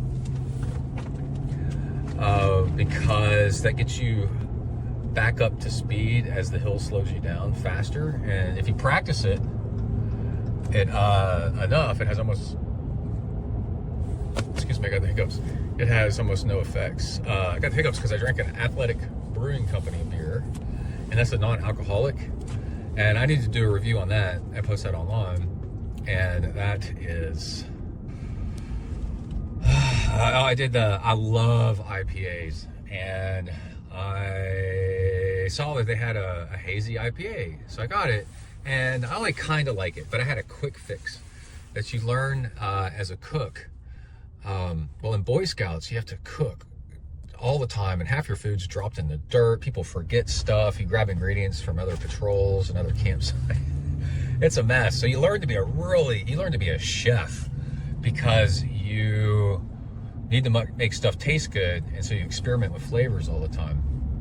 And my brother and I are really, really good cooks, because I can look at a pantry and combine flavors and make things work really easily, because I had to for years. And it's a really cool skill. It's just like basic, like what flavors go with what, you know, and textures and stuff. And so this hazy IPA tasted a little bit too bitter and a little bit soapy, and it had just the right makings to taste like it would taste a whole lot better if it had a little bit of sweet and citrus in it. It was just missing that. It was like grapefruit, but without the sweet, and so it just kind of tasted like soap. And I was like, it was a very, very good effort though, and this one little change made all the difference. So I have powdered orange Gatorade, and so I put about 30 calories of it, powdered Gatorade, and poured it in the top of the can. You gotta be careful because it'll fizz. And then put a little bit in my mouth. So I had that sweet and that citrus, and then bam, it made it fantastic. It was really, really good. So I'm definitely gonna keep getting it and just adding a little bit of that Gatorade powder, however I have to do it, to get the job done so it tastes good, because I'm a huge fan of non-alcoholic beers. That way you can have your beer and your carbs and some carbonation and cool you down, but without being a little laggy afterwards. So some of my best years of high performance was drinking O'Doul's Amber after every workout, because yeah, it's carbs. It's a great, and it cools you down. It's icy, cool drink. Okay, so the big thing though is something I'm going to save almost entirely for next show. Is my diving watch came in, and we're going to do a series on the podcast, and already on YouTube I posted 2 videos where you can see this watch, and we're going to start cheap and then move up as far as we can before you run out of fundage. And it's going to be a while, and I'm just going to do like little updates here and there of little things that I discover.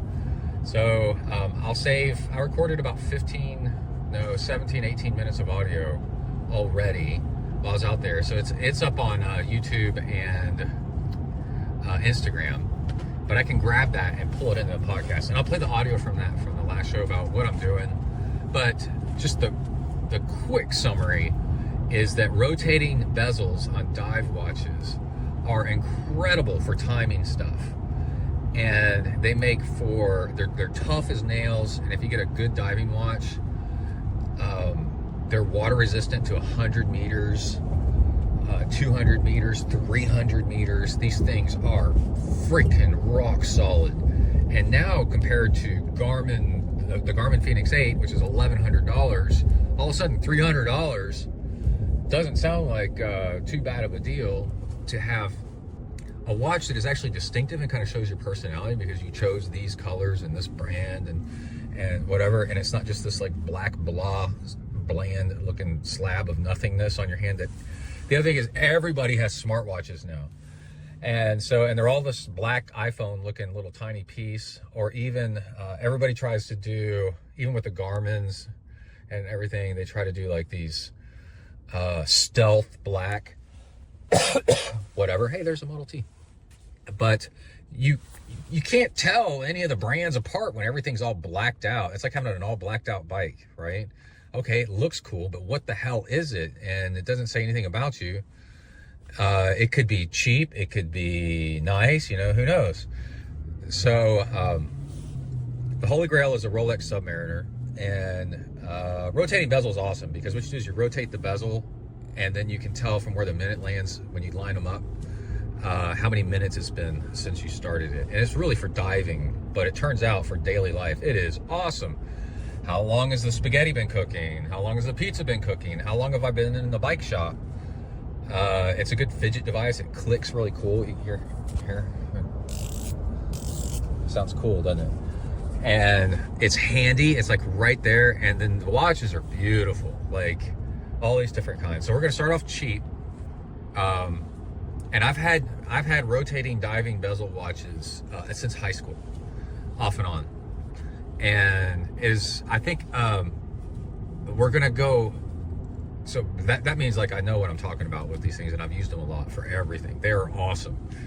But I think what we're gonna see is with all the chaos in the government and after the pandemic and all the stress and inflation and uncertainty, you know, with just one natural disaster after another. And also it's like two or three things coinciding at once make the perfect storm. And we've also hit peak like smartwatch where they've gotten so expensive, and also after a few years of monitoring all our metrics and realizing it's just monitoring your metrics doesn't do jack, dude. You have to actually do something, you know what I mean? So you kind of get over it after a while. I know my heart rate pretty much all the time anyway. I know that it matters, you know, and I know my steps. I don't need to count my steps. I've never counted my steps because I've run all the freaking time. I don't need to count steps, you know. And I'm trying to think what else a smartwatch is good for. The alerts was pretty cool, but now they're annoying with all the spam and just crap coming in all the time, right? So how do you set yourself apart from all the sheep? I'm being silly, but all the sheep with their smartwatches all looking the same in an event or a boardroom or whatever you're doing, in a meeting, amongst hanging out. Okay, that guy's wearing something weird. Okay, you be you, dude. And the thing is to wear an analog watch that's freaking cool. You do a diving watch, you do whatever kind of field watch, chronograph, tachometer, like all kinds of cool stuff. And now compared to smartwatches, like I said, dude, a nice Seiko, and Seikos are super high quality, is like $300, $400. And compared to a Garmin that's $1,100, you're like, whoa, wait a minute, you know? And yes, it does fewer things, but it does them, the few things it does is just so nice to get our hands back out of all this digital crap, this point and click and slide and I don't know, just constant. Your watch is out of date. That's another thing. Your watch is out of date in like 3 years, 2 years, where a Rolex, any kind of diving watch that's like built to last, is like an heirloom. You know, you can hand it down and hand it down. It's like really, really cool. And so that's nice. Anyway, I got to get this bike in. I'll be right back. Hold on. Okay, I'm back. Dropped off the bike. Let's get back into the Trizza with river bowls. So, wearing an analog watch, my goal is to do like a whole bunch of content as much as I can, because I've only got a few watches that actually work. I've had 100 I've cursed there. Watches. Hello, baby. What are you doing? Over my life. I am incredibly ancient and also really into watches. And dude, part of my biggest joys in life was being sponsored by Sunto for probably about 10 years. And they gave me 1 or 2 of their high-end watches every year. Oh my gosh. And I actually like teach classes on GPS and the technology and how all that stuff works. And, you know, as an Ironman coach, I know how all the training watches and stuff work. But the analog side of things is so freaking cool, because they double. If you get a diving watch or a watch that's like a timer, then the watch both doubles, like a chronograph, like the Rolex Daytona or an Omega Speedmaster or something like that. They double as both. This is where, you know, heaven is doing 2 things at once. They double as utilitarian things that are incredibly useful. And also, if you get one that's tough, like diving grade, you know, then you can use it also as a workout watch. And And then also as a, if it's pretty and it's nice, then it's, even though it's got a resin band, and sometimes you get away with the metal band, you can get away with it as a dress watch at work to make you stand out as somebody that looks classy, you know, or looks cool, you know, or if you're in classes in college or high school, like you look freaking cool. And the watch we're sporting right now, we're starting off really cheap, is a Casio Duro. And I've had better Casios that are even cooler than that over the years, but a Casio Duro is the basic one that they have right now. And I had a black one, and I gave that to my nephew after maybe half a year because he needed a watch for reasons I'll get into down the road. But they're really inexpensive, but stainless steel case, really good rotating bezel, quartz movement, and Casio is like a really reliable brand, like Timex, you know, like they just work, period. And guaranteed waterproof. There's not gonna be any problems with that. And the Casio Duro is actually really good looking, and it has a marlin on the front of it. Oh, I got a cough. And also engraved on the back, 100 meters water resistant. And like I said, I've had the black one before, and it was great, you know, it looked pretty badass. But what I did to start off with was try something different. Is I ordered the blue one, and holy crap, it is really, really good looking. Like, it's beautiful watch. And for only let's say $60 to have a watch that's, again, all these specs. Now what it doesn't have, and what we're going to move up to, the next watch we're going to test out is going to have upgrades in these areas. The next one is going to be automatic, so not quartz. It's going to be automatic movement, so it'll be like something you could actually hand down to somebody. It'll last forever. And then also the lume on the hands, so they glow at night, will be a little bit better. I'm not telling you what brand yet and what model I'm getting, but it's badass. And then the what's the next thing? It's got sapphire crystal.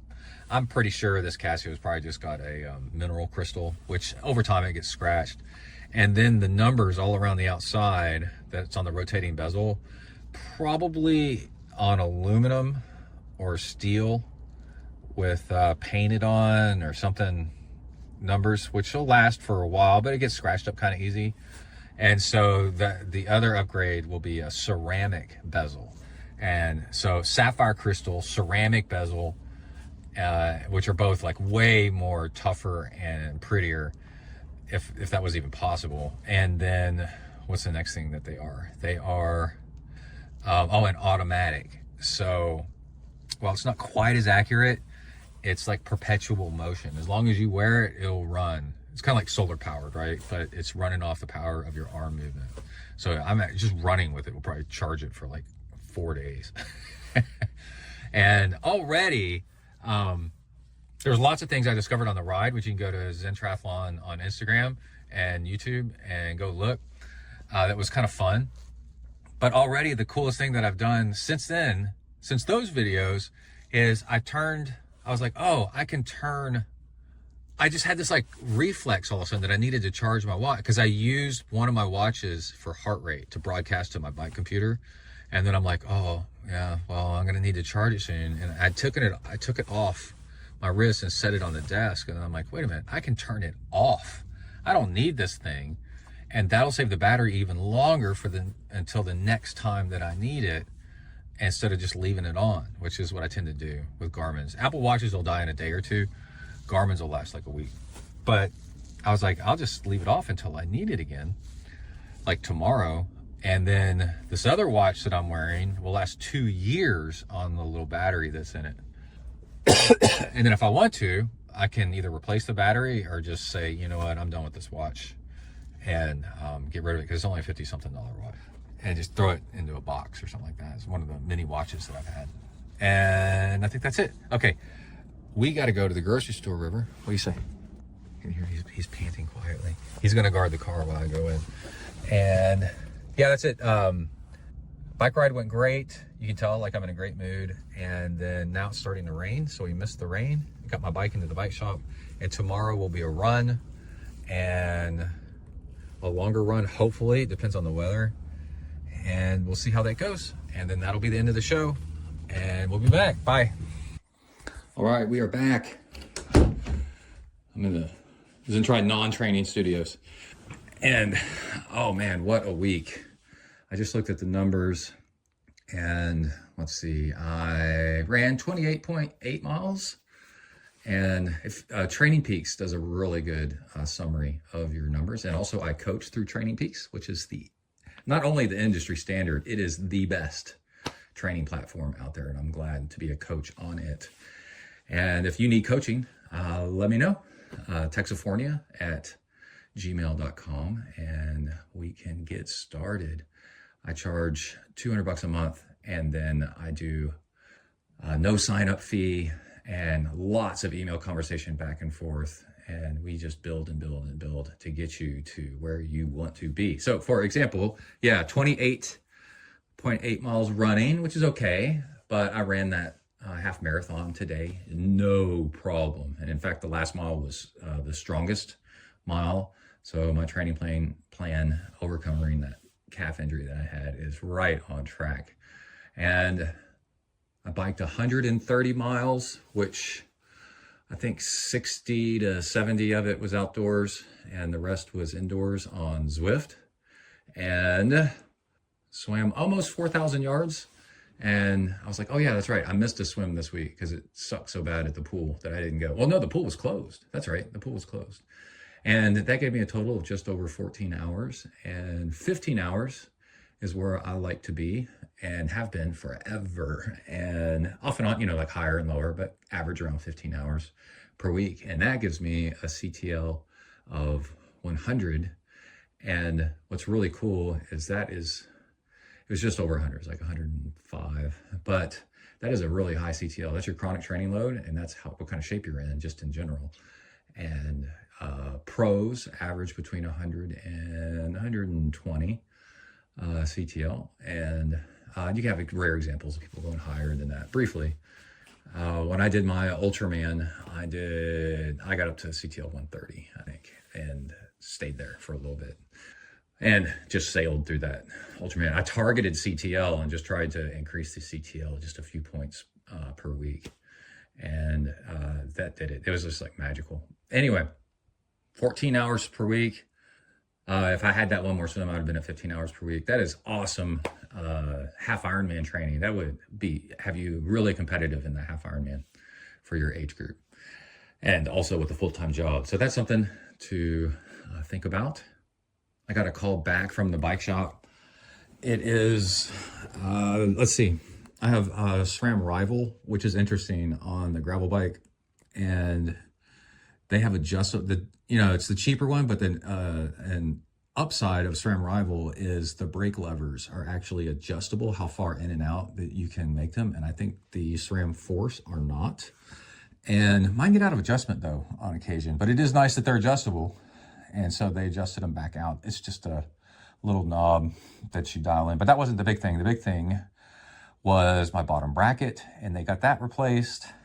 Bottom brackets are interesting. You can spend a ton of money on a bottom bracket, and I had a BMC time trial bike that had Ceramic Speed everything on it. I did an interview with Ceramic Speed, and as a thank you, after the interview, unsolicited by me, they sent me the full Ceramic Speed ceramic bearings package. So we're talking all the way down to the derailleur pulleys and stuff.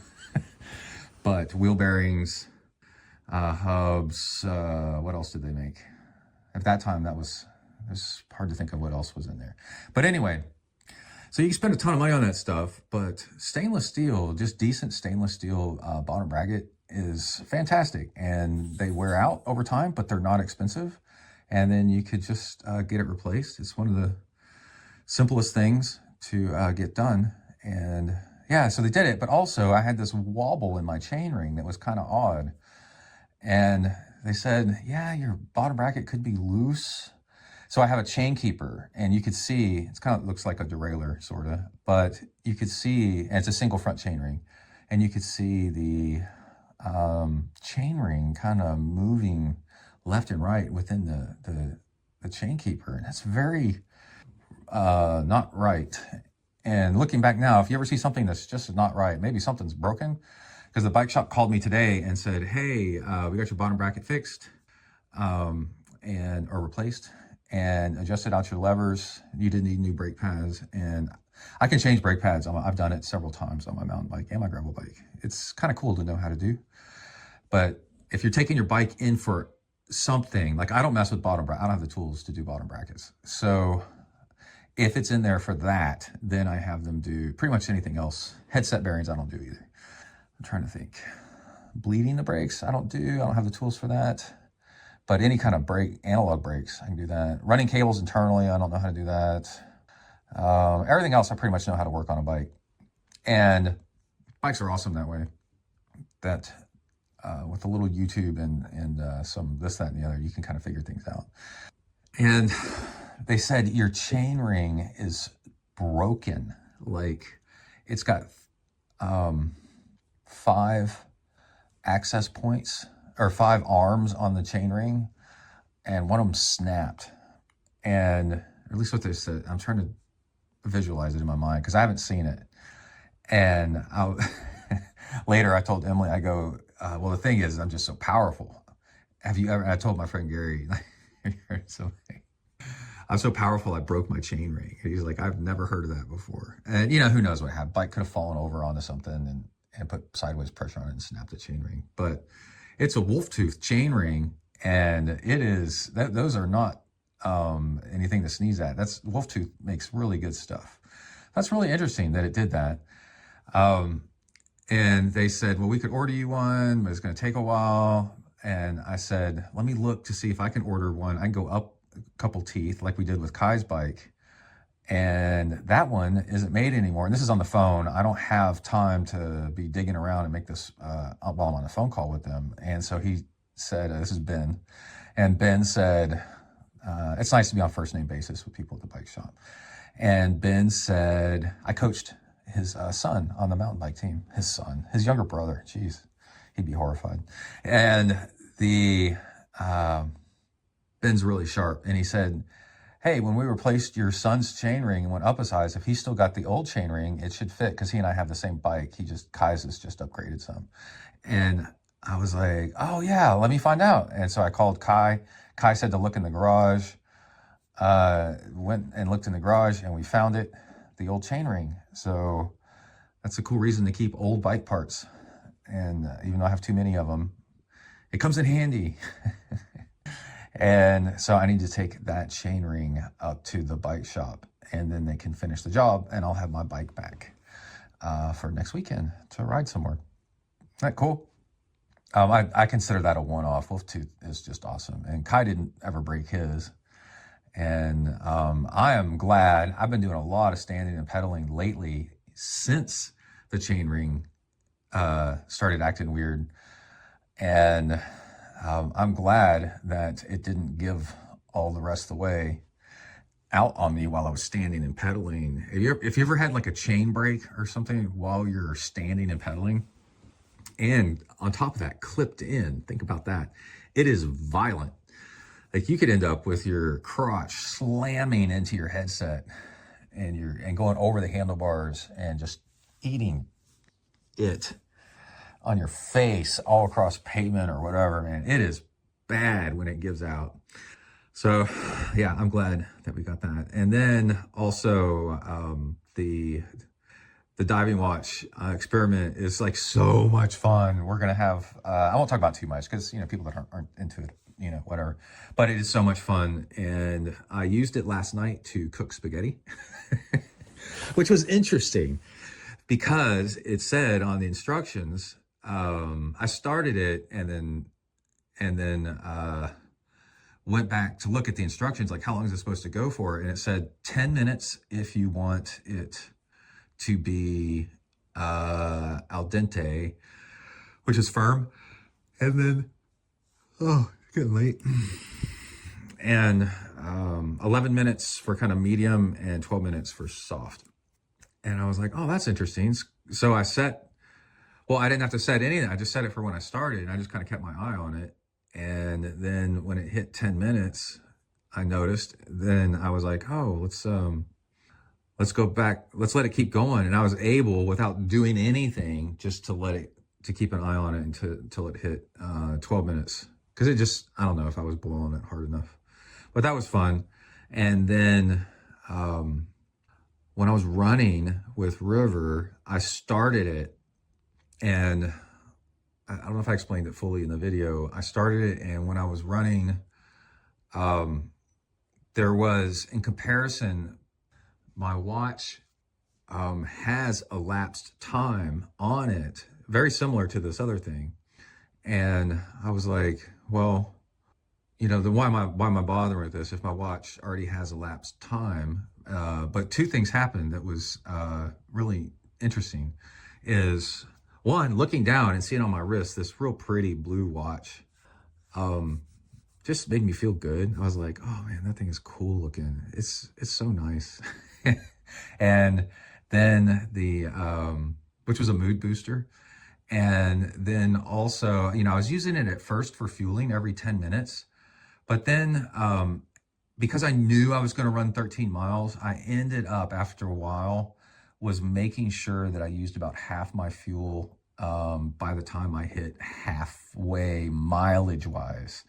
So then I noticed myself kind of leaning more towards using the mileage every mile on my Garmin 945 to make sure that I was in an appropriate distance into my fuel. And yeah, so that's how I ended up doing it. But what was interesting was a place where, that's just because I had a specific mile target that I was trying to hit. And if I was just running by time or just out running, that would be completely different. And the other thing was, there was a few times where I just wanted to stop my watch completely, because I viewed that whatever I was doing was not worth recording at all, And it was, sometimes River puts on the brakes, and Emily reminded me that he's 85 pounds, 87 pounds now. So he's a big boy. And so he'll spread his legs out and go full crab and dig himself in. And he ain't going anywhere. And he wants to go back and smell something that he just realized that he missed. And so I'll stop my watch and walk back, because it's a 15-foot retractable leash. So I don't want to add that distance going backwards to my run, And then the other one was, and then we're going to be standing there for a little bit anyway. If it's that important, he's going to want to check it out. So that happened like 4 times during the run. Another time we had to stand way off the road for traffic to go by, and I was going to be there for a little bit because there was a surge of cars. This one bottleneck that sucks. And so there was that. And then also twice I fed him water with the water dish that I had to get out of my Camelback. And, that's a lot of time just standing there doing nothing. And so I turned my watch off for that. And so it was interesting. I could tell how much time I had actually been, just not running, not walking, not doing anything, just standing there doing nothing.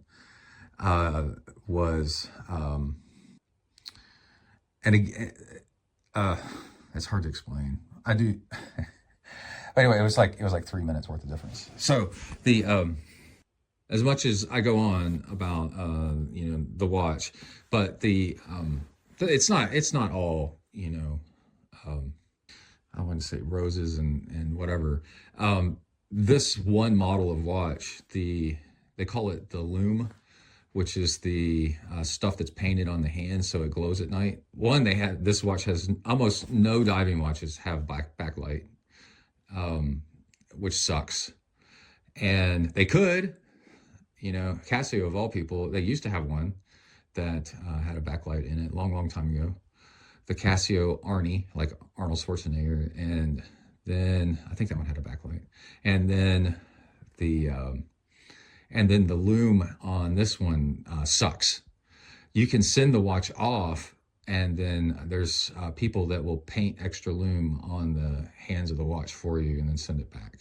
If you're that in love with this particular any watch, but you want the lume to be better, then you can do that. So the test is, by 4 a.m., is it so dark that you can't read it anymore? That's a problem. And this watch falls in that category. So if I was to continue with that, there's that, the lume, and then also the band on this watch is a hard resin.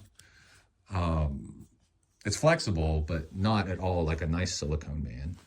And it'll break in. I've noticed just wearing it over the past couple days, it's broken in a little bit better. But if I was to be like, you know what, the Casio Duro is just fantastic. I really do like it. I was like, man, we'll find out if I decide, like when the battery dies someday, in a couple of years, like when I buy a new one, or maybe just buy one and then send it off to this guy that paints extra lume on it. And then it's really common for people to do that. And then what was the other thing? Oh, you can buy an upgraded band for it. The way I operate, like with bike parts, I usually wait for something to break and then I'll upgrade it. Buy the whole bike with Shimano 105 and then replace it with Ultegra when it gives out. And if it doesn't give out, then it was probably pretty great 105 in the first place. But anyway, I have an Ultegra crank that's brand new, that's sitting in my garage. That's a recall crank from when the cranks were falling apart that I got recalled on. I need to do something with that thing. I imagine when the SRAM Force that's on my triathlon bike finally needs replacing, just from wear, I'll probably put that Shimano one back on. Anyway, that's a tangent. I've had a bike decked out with Dura Ace, the top end stuff. And while it's both amazing, it's not worth it, honestly, is the general consensus, is that Ultegra is incredible. It is so good. And then the step up to Dura Ace is they take extra weight off of it and it becomes somewhere between better, but also slightly like disposable. Like it's going to wear, it's so good that it's meant for racing. And you know how racing just destroys parts, but you sacrifice durability for speed, and then you're running the risk of I would still say it's as durable, but it's just going to wear out faster or something. I don't know. It's hard to describe. So Ultegra is for the average person, unless you're a sponsored pro, where they're giving you stuff, basically is my point. Then Ultegra or SRAM Force. Yeah, SRAM Force is the chef's kiss, and it's great stuff. It's both race worthy. A lot of people race with that. In fact, most people do, I bet. And it's race worthy, and it's going to last longer, and it costs less, a lot less. It's kind of like the difference between a Ford Mustang or like a Corvette and a Ferrari, right? It's like to get another half a second, 0 to 60, you got to spend $2 million. It's a really good way to put it. It's just not worth it. You've kind of topped out on reasonable spending at that point. But also, I want to wrap up by saying I am really excited. I seem to be on a trend of publishing more shows faster. And one of the things that's doing it is the audio software for this that you'll see right now, the podcast, has been updated a few versions ago. They're always releasing new versions and stuff, and I hope this sticks, where I can take a video that I filmed with my iPhone and drop it into the audio, and it turns it straight into audio, drag and drop. And then also just the audio record on my iPhone, using the app I use on my iPhone to record this stuff, I can just drag and drop it right into the editing software. And I used to have to convert things. It was such a pain in the ass, but I did it for 20 years, guys. I had to convert things. And this now is just drag and drop. And the effect of that, the net effect is I can video. Oh, and then, oh my gosh, it's so great. The iPhone camera has added motion stabilization. So I can video while running or doing something else. Let's say, I guess I could video with one hand while biking, but I wouldn't do that for very long. That would be a real short video. But anyway, I can video while running, and then that audio, the video is smoother. And I've gotten into the habit of publishing stuff up to both Instagram and YouTube. You can check it out both places, because the YouTube algorithm is fantastic for people discovering stuff. YouTube is owned by Google, right? So it's cross-referenced into their search engine results.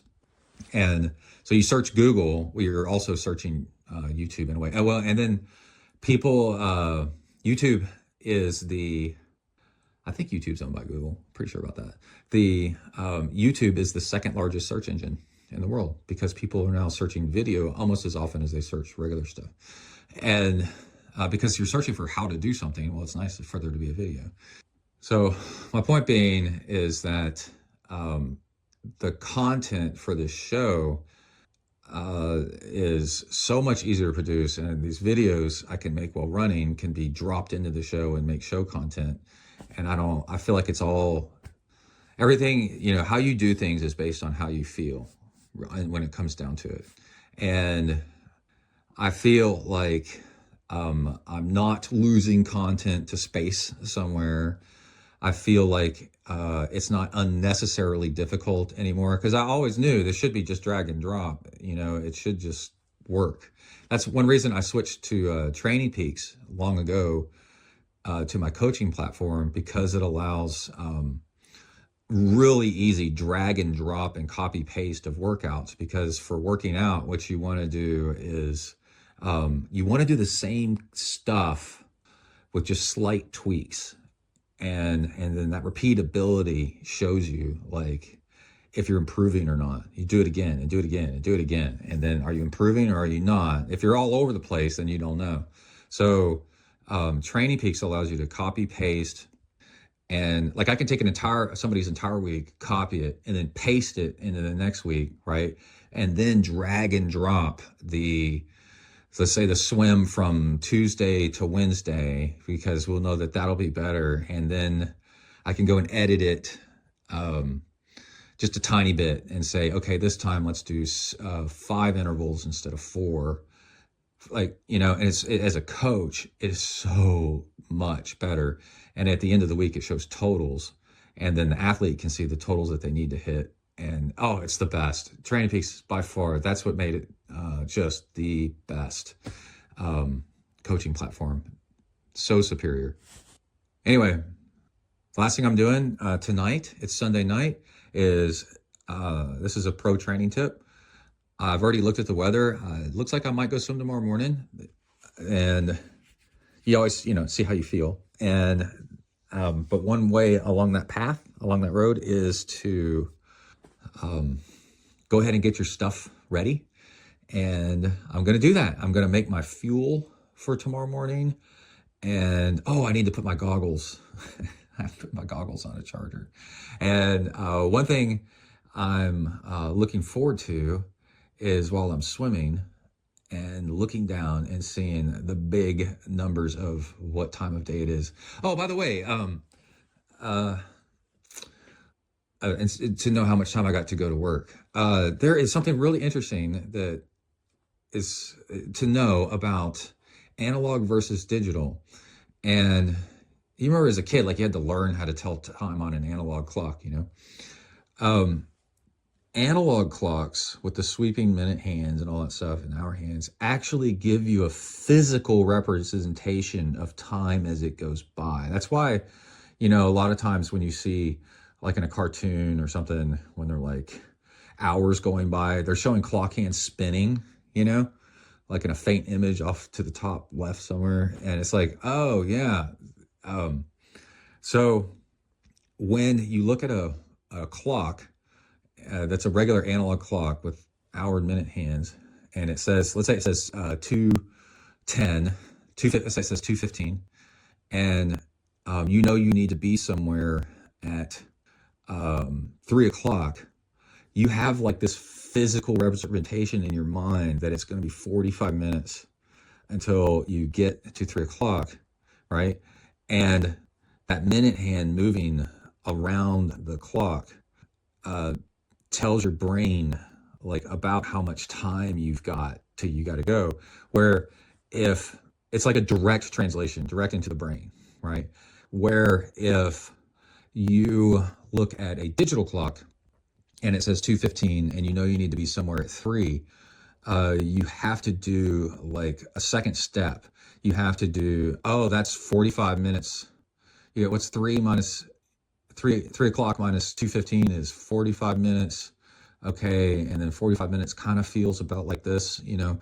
And so people that use analog clocks actually have a better sense of time that it's going to take to do something, and also time as it passes in the past to do things. It's really interesting. And also I used it to walk the dog to see how long it took me to walk River on a walk where we got distracted, and talked to a neighbor for a minute, and it was 18 minutes, which was really nice. And that's it. All right, everybody stay safe out there, work the uphills, cruise the downhills,